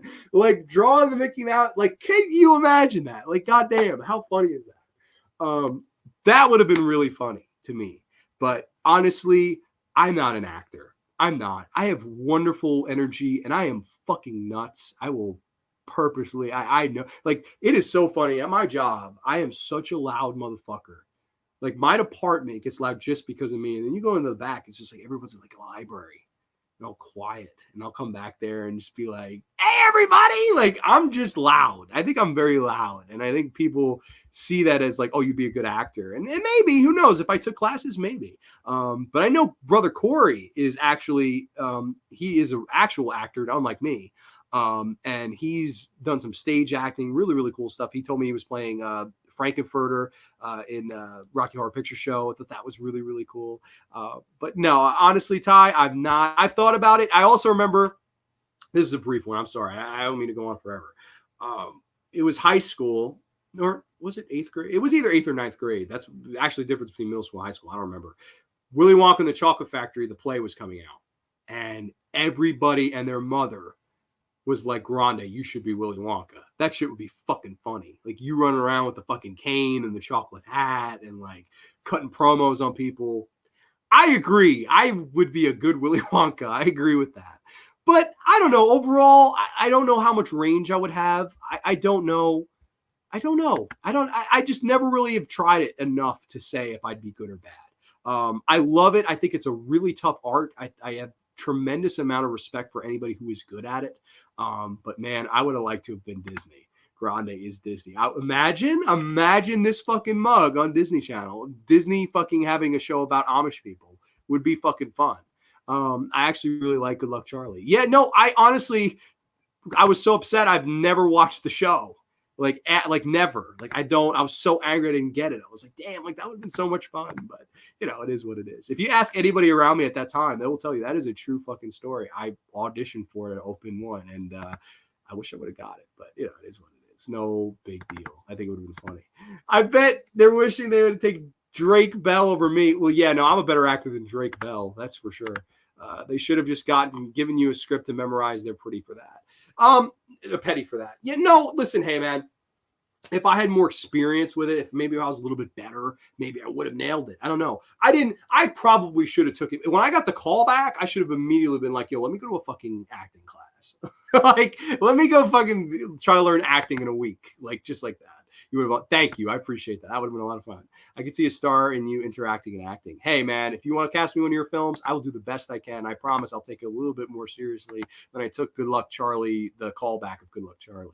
My friend auditioned for Good Luck Charlie. No way. As well, they didn't get the part either. Didn't even get a callback. So you did good, man. Just to get a callback there, that's rare. Yeah, no doubt. I was shocked. I couldn't believe, like, I did it. And like, I remember walking out there being like, this is be a funny story to tell people down the road that I tried, and then they called me. They were like, yeah, we want you to come in again. I was like, no fucking way. I was so excited. I celebrated with White Castle, all that. I remember being really excited. And then the opposite with when I didn't get it, I was like, dang, like, what could have been? But I don't know. I'm no actor. Honestly, to answer your question, Ty, I'm no actor. Jeez, you see, that is a compliment. God bless, man. I got chills. They're multiplying. Brother Mark's in the house. Mark, hope all is well with you, buddy. We saw The Conjuring 3 the other night together. Had a great, great night with you. Always good to see you. Good luck, Charlie slaps. Yeah, no, definitely. I could have been on it as a worthless throwaway boyfriend character, but I wasn't good enough. The thing is, I will tell all my actors, at the end of the day, just have fun at the camera is recording. You have fun. Don't worry about your craft. Don't Daniel Day-Lewis this part. I would have fun. That you could be assured of. I would bring everything I had. I just don't know how good I am. Is what I'm trying to say.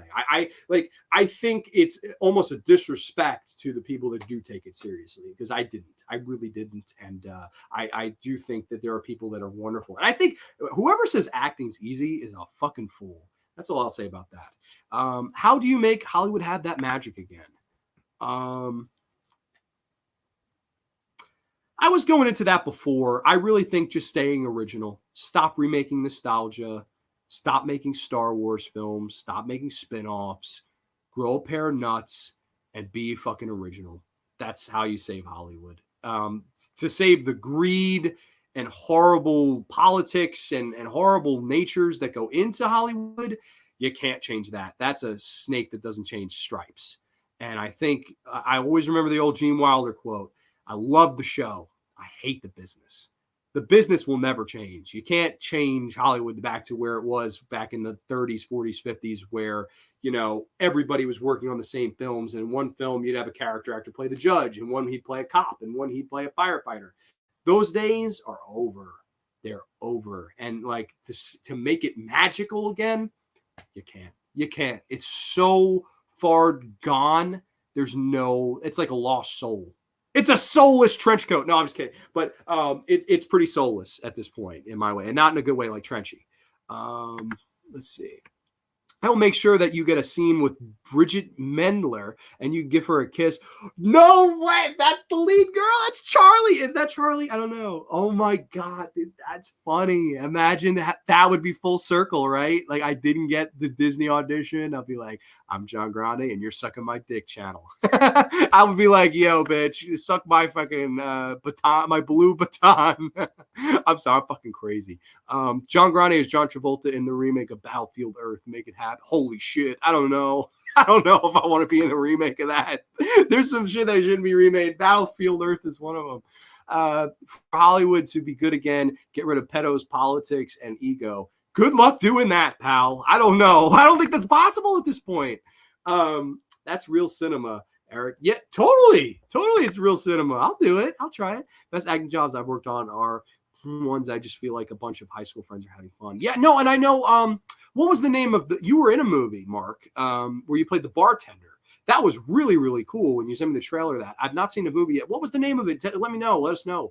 I will give it a plug on here for sure, man. I really thought that was so cool to see you. I was like, holy shit, I know that guy. And I saw you said, thanks, Salma Hayek. That's GCC, man. We went into the wrong movie. And Salma Hayek was like, you are here to see Quiet Place too. And I was like, holy, I don't know why I made Salma Hayek sound like fucking Speedy Gonzalez, but that's beside the point. Yeah, no, dude, that would be mad funny. He cut me out of it. I cut you out of it. What the fuck? Your friend cut you out of the movie? That's fucked up. Yo, rest in pepperonis. I'm really sorry about that. That's tragedy. And last two questions we had, for some reason, they don't pop up on the screen, but I know Aiden and Eric asked questions. So let me get them up on my phone. Okay, we'll do Aiden first. Got Aiden's up here. He asked a 4-part question, so awesome. Number 1, what's a Tobe Hooper film that you feel deserves more attention? You know, we were talking before. I really, part of me wants to say Life Force. I really love Life Force. I wish that movie got more love.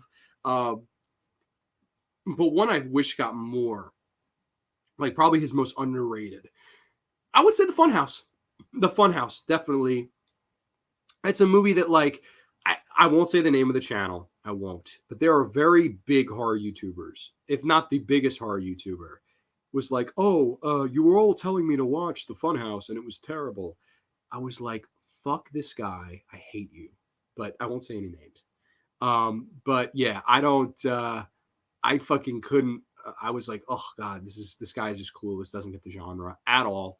But yeah, no, I definitely, I think The Funhouse. I think the colors he used in that film. I really enjoy the cast. I love the freak show attractions.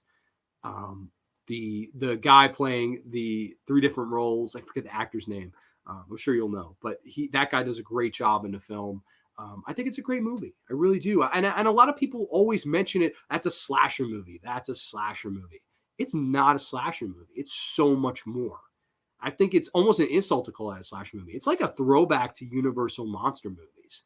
And I always love, my favorite shot of that movie is the last shot, when the girl gets out of the fun house and you see the fun laughing lady and the fun house text in front of her, the yellow blanking lights, and how she's just gone through a night of hell.